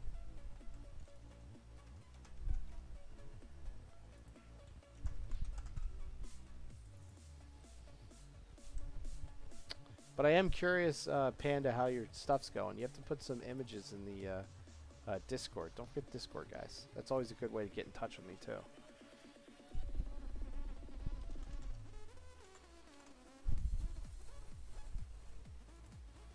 Alright, vendor. I'm going to put you in the right place. Come on, let me click on you. Come on. You need to go inside the villagers. No, not like that. The folder.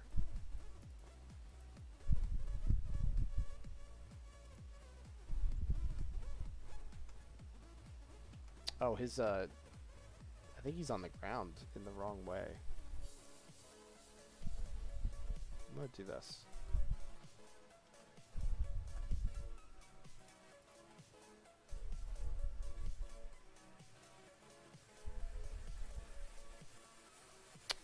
It appears these guys are all different from him.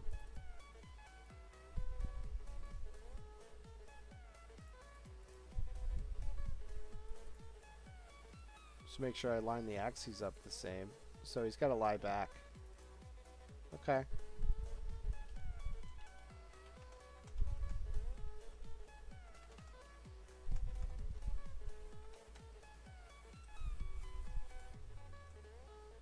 Okay. Just want to make sure he's the same as all of them.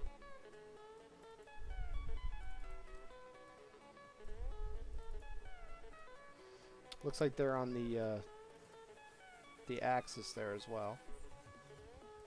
Like I don't want to reinvent the wheel here. I want to use whatever I used for the other guys, so I'm just gonna get them exactly the same. Okay. Cool. Honestly, I've not done much recently. That's why LOL finally doing stuff now. Good. Good. Use this time watching me to work on your game. I like that. Alright, so I added the villager. Now I have to add, like, interacting with them.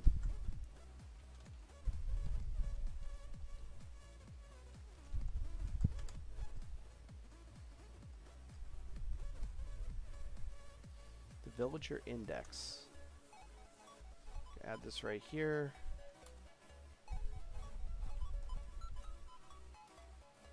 Call him endgame.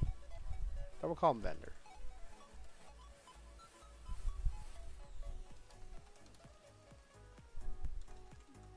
His name is Vandor. Engam Vandor. It's so stupid. Alright.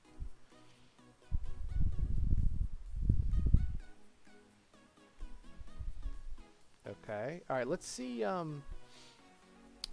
think I just have to add him to level 0. what did I call that? Setup level.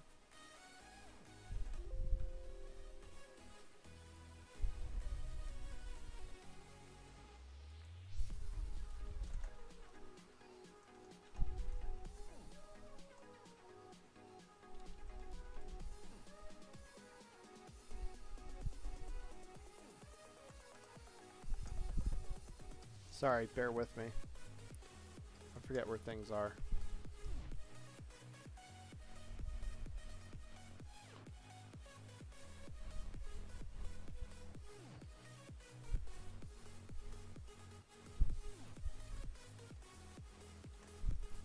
Build map, it's called. Of course. Why would I call it anything else? Why wouldn't I call it setup level?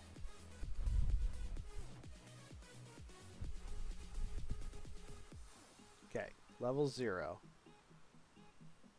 Where do I add my villagers? Aha! Create a villager. Let's put it down at the bottom here. Endgame vendor villager.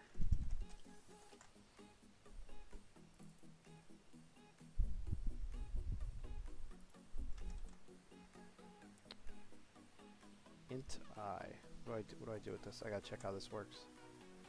What do I use this I for? The villager index. I'm assuming it goes with this, so it'd be 22. And what's this number? Model index. What do I use that for? Villager models. Okay. So that would be 7 then. Gotta keep the old system going, you know? Now here's where I have to put where he is, his position.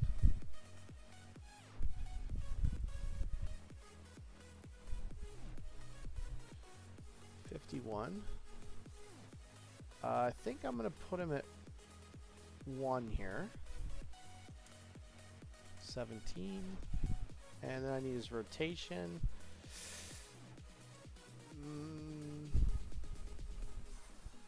I think I'm going to do what I did with all the other guys. And I think this is going to be a 0, but I'm not sure. And what's this scale?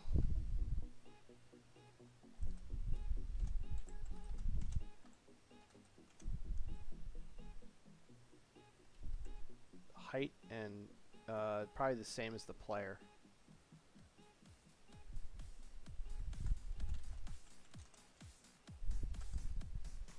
So a 1 basically. Height doesn't really matter in this case. Alright, where'd you go?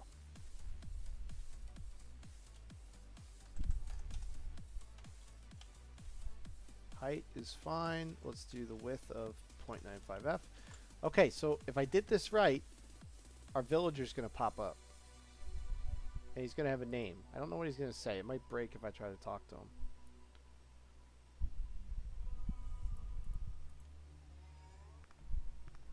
Let's see. Oh, you're looking good. You're looking real good. Does he rotate to me?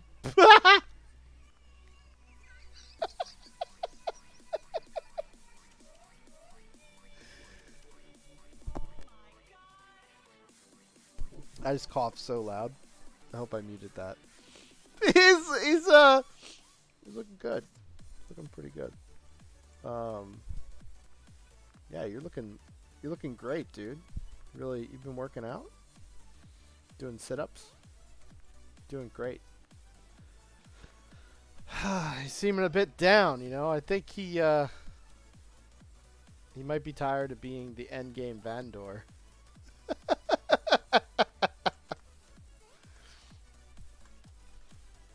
How about Ven and Dur? Endgame Vendor. Still laugh at them. I'm an idiot. I'm really stupid. Alright, so the easiest fix for this is just put him in the same position as any of the other guys. The hell is this music? Boink, boink, boink, and boink.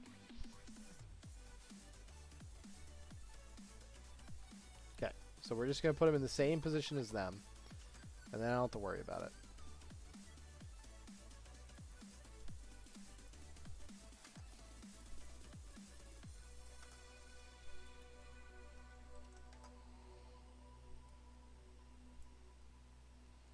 Right? Is that the same? Green's going that way. Red is to his left. Perfect. Ship it.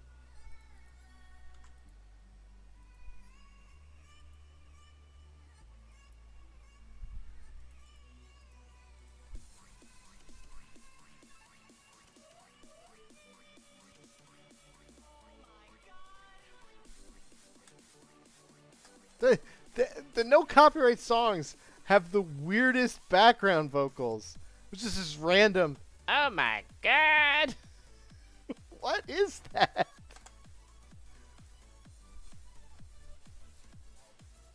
Alright, see, now he's lined up with them. No animation, please.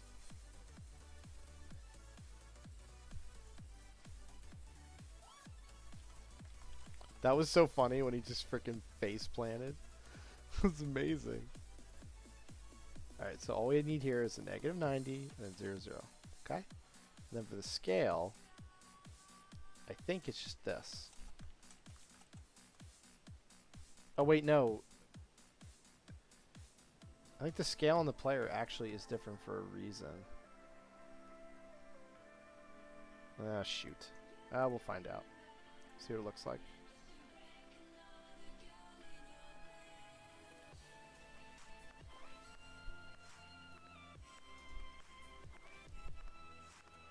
Hey, dude, what's up?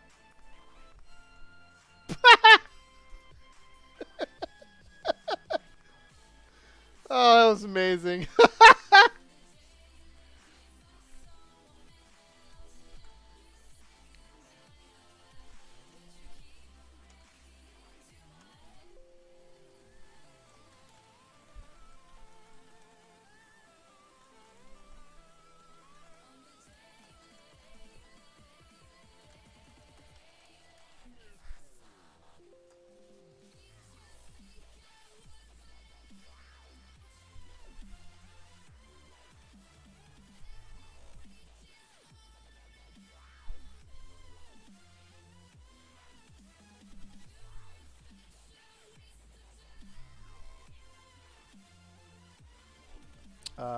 Why are you being a butt?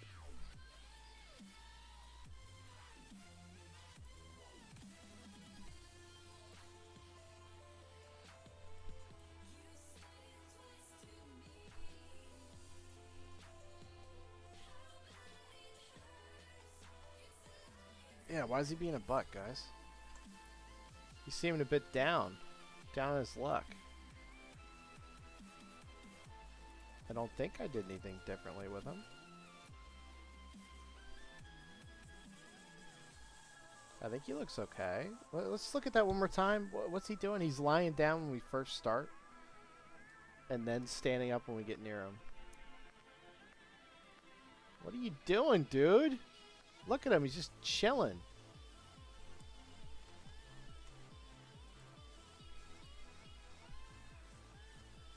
What are you doing? So what's your rotation? -90. All right, let's look at any of the other guys. What's his rotation? He's got an X of 0 and a Y of 90. Well, the Y is just like, I don't think I can. Oh, I can. Okay, the Y is just this direction. So if we go over here, is the Y the same direction on him? No, it's his Z. Oh wait, hold on. Yeah, that's his Y. So for some reason, I think I want the X rotation to be 90 degrees more. Okay. I don't know why it's doing that, but start him at 0. We'll give it a shot. See what happens. I'm gonna have to actually look at the math though, if this doesn't work. He's still lying down, little mother. Hello, how are you? He looks badass.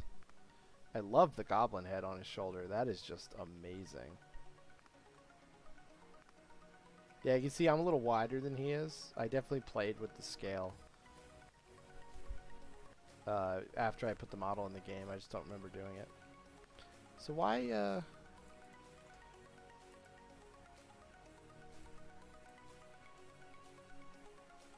let's try that. Alright, I'm gonna put him back the way he was. Come on. Alright. I think that was my problem, but we're gonna find out. No more sleeping on the job, endgame vendor. There he goes! Alright. He's looking at me. Check it out. It's the endgame vendor in the game.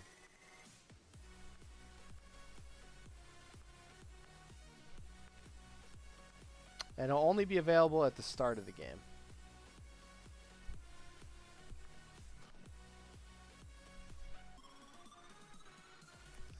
Endgame vendor. I don't know. I think that's so funny. I'm an idiot. Let's put that on the Discord.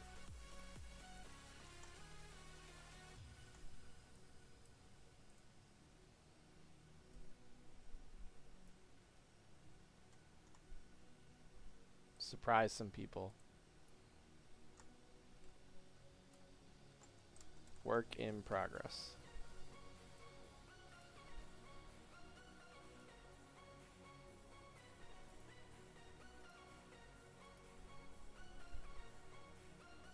Bum, bum, bum, bum, bum, bum, bum. Thanks again, guys. This has been a really fun stream. I really appreciate everybody hanging out. I know you got stuff you're doing and whatnot on Sunday, and I hope most of you are working on other things at the same time. Staying productive. I like that red. I think that looks awesome. The freaking goblin looks amazing. It's so ridiculous. Would you, hey, adventurer, would you like armor like mine? You must complete my arbitrary tasks. Good luck, adventurer.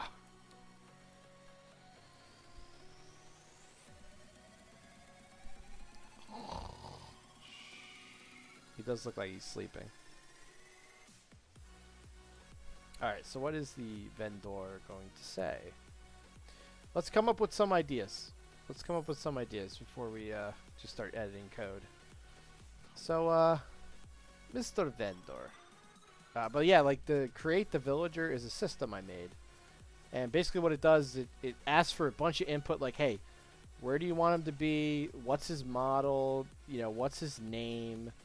And then it handles everything else for me. So when you get up to a villager, it will automatically have him rotate towards you, give you the option to talk to him. Like, that's the same code used by every single NPC in this game, right? So that's like a little system to answer Purple Wolf's question about, like, how do you build something to scale? You have to build all these little systems one at a time and then combine them all. And the combining them all is actually something that I'm really good at. Like, that's my job in real life, is to get little systems to all work together. There's definitely better coders out there, but like I'm a really good systems engineer. That's like my jam, man. That's my thing. All right. It looked like I had some custom code for the things that they say, but I just want to check some things here. I think I wrote like a section of code for when you talk to them. Is it vendor talk or?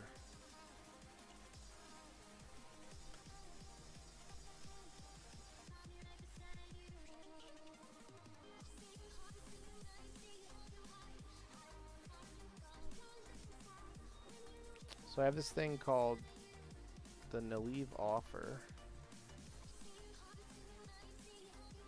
Did you guys, oh, Purple Wolf and Cap, did you guys figure out that Naleev is villain spelled backwards? Did you guys catch on to that? That's how I came up with his name, which kind of reveals the betrayal later on, but yeah, his name is Naleev, which is villain backwards. I don't think many people catch on to that.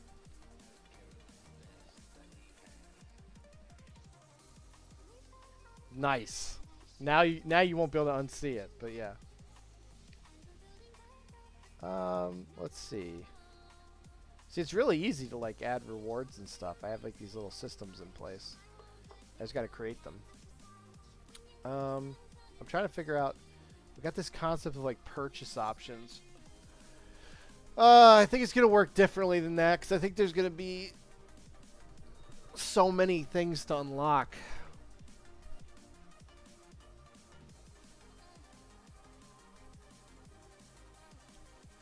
I could make it like a seasonal thing, like certain times of the year. Although people will cheat, they'll just change the time on their computer. That wouldn't be good. I'd have to do it with updates. I don't want to do that. I'm just trying to envision what it will look like when you talk to the endgame vendor. He should probably have something to say, right? So let's do that. We'll have him have some text on the screen, and then I need like a display that you can use to access all the different items and whatnot, and like I could have multiple vendors. Like I could say, okay, here's the end game vendor for weapons, and here's the end game vendor for armor. Or I could put it all on like one nice crisp display where you can like scroll through them and select them. I think that might look a lot better. Yeah, I think that would look a lot better. I just gotta figure out what's some things that these people say to you. And I'll just search for that to figure out where it is in the code. This code's ridiculous, by the way. Like 26,000 lines. So it's a miracle I can remember anything.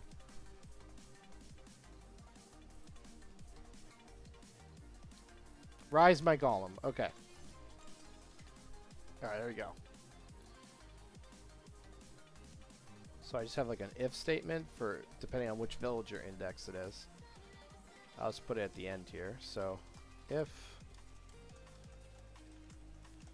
villager index, oops, I spelled everything wrong.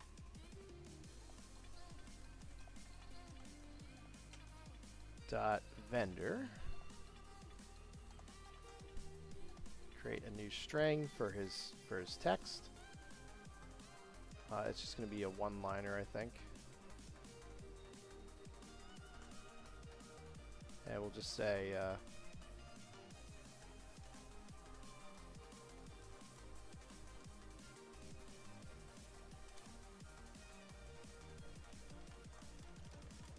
do you have what it takes, Gollum?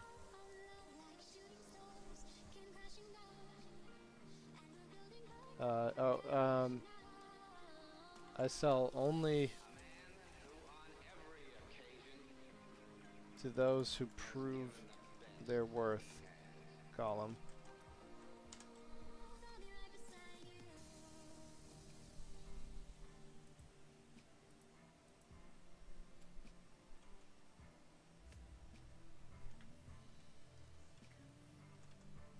And that's pretty much all he's going to say, I think. Now, what did I do for guys who sell things?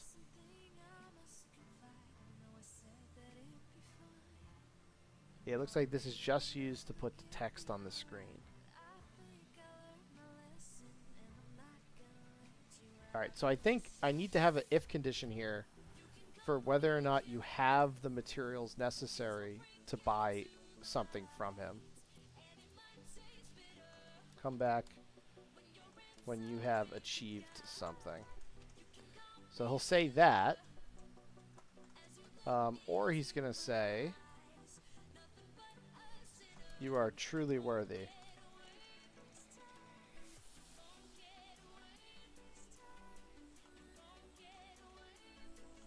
I will sell you the most powerful items. Yeah, what'd she say? You are truly worthy of these items.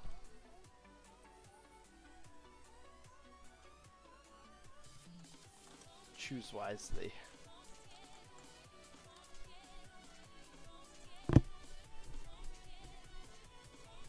Okay, so those are the two things you can say, and it'll be based on whether or not you have any of these endgame crystals. So I think I want to call them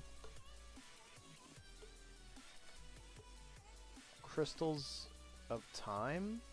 The whole idea is that you're going back in time to replay the game over and over again. The original idea behind the game was that the White Wizard had created a time loop that you were stuck in order to prevent the Blue Wizard from destroying the world. It's very similar to what they ended up doing in the Marvel movie. That was the original concept, like where Doctor Strange, he goes up to the villain, he puts him in a time loop so that he can never win. That I actually I had that in this game back then, but I ended up changing the story to make it a little more easier to follow. Medallions are okay. I think there is an item called a medallion in the game. I think for now I'm just gonna call it a crystal, and I think I want to do like a different color crystal for whether it's like hard or easy mode. But yeah, unfortunately there's an item already called a medallion, I think, if I'm remembering correctly. It's not a currency, right? It could also be wizard heads. you collect wizard heads. No, we'll keep it PG. Let's do family-friendly crystals. So if crystals is greater than 0,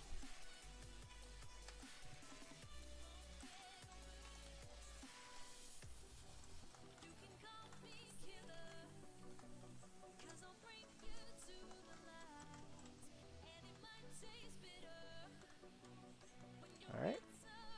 So now when I talk to this dude... Oh wait, crystals is a variable? Okay, I was going to say, no way.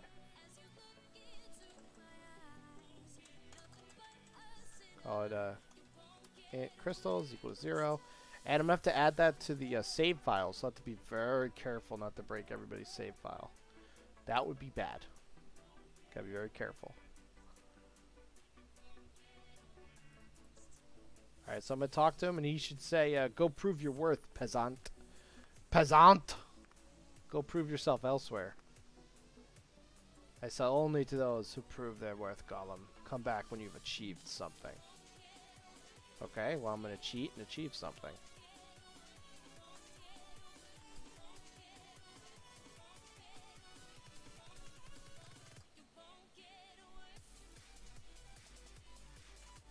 Alright, let's cheat.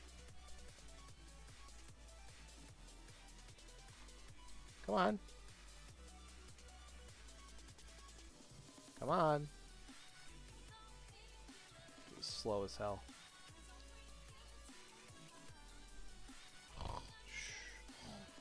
Come on. What the hell?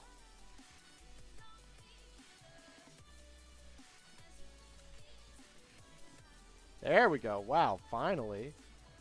Okay. So I just need to stop the game somewhere. So let's go to the update function and just pause the game at the top. There we go. And now we're going to change the amount of crystals that we have. And we're going to change it to 1. Continue. Now I have a crystal. I'm going to talk to him. Wait, I said I had a crystal. Did it not save it?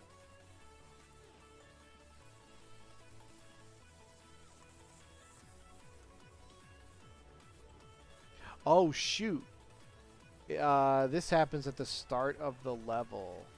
Oh, poop on a stick. Continue. I just got to restart the level, so I'm going to die and then start over again. Giving up.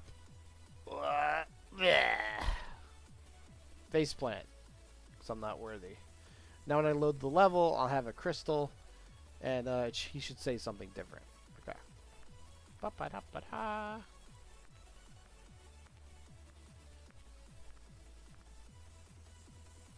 You are truly worthy of these items. Choose wisely, warrior. So there you go. Thanks, Panda. Thanks for hanging out, man. The crystals you get from killing bosses, or are they called something different? I don't know what I'm going to use yet, to be fair.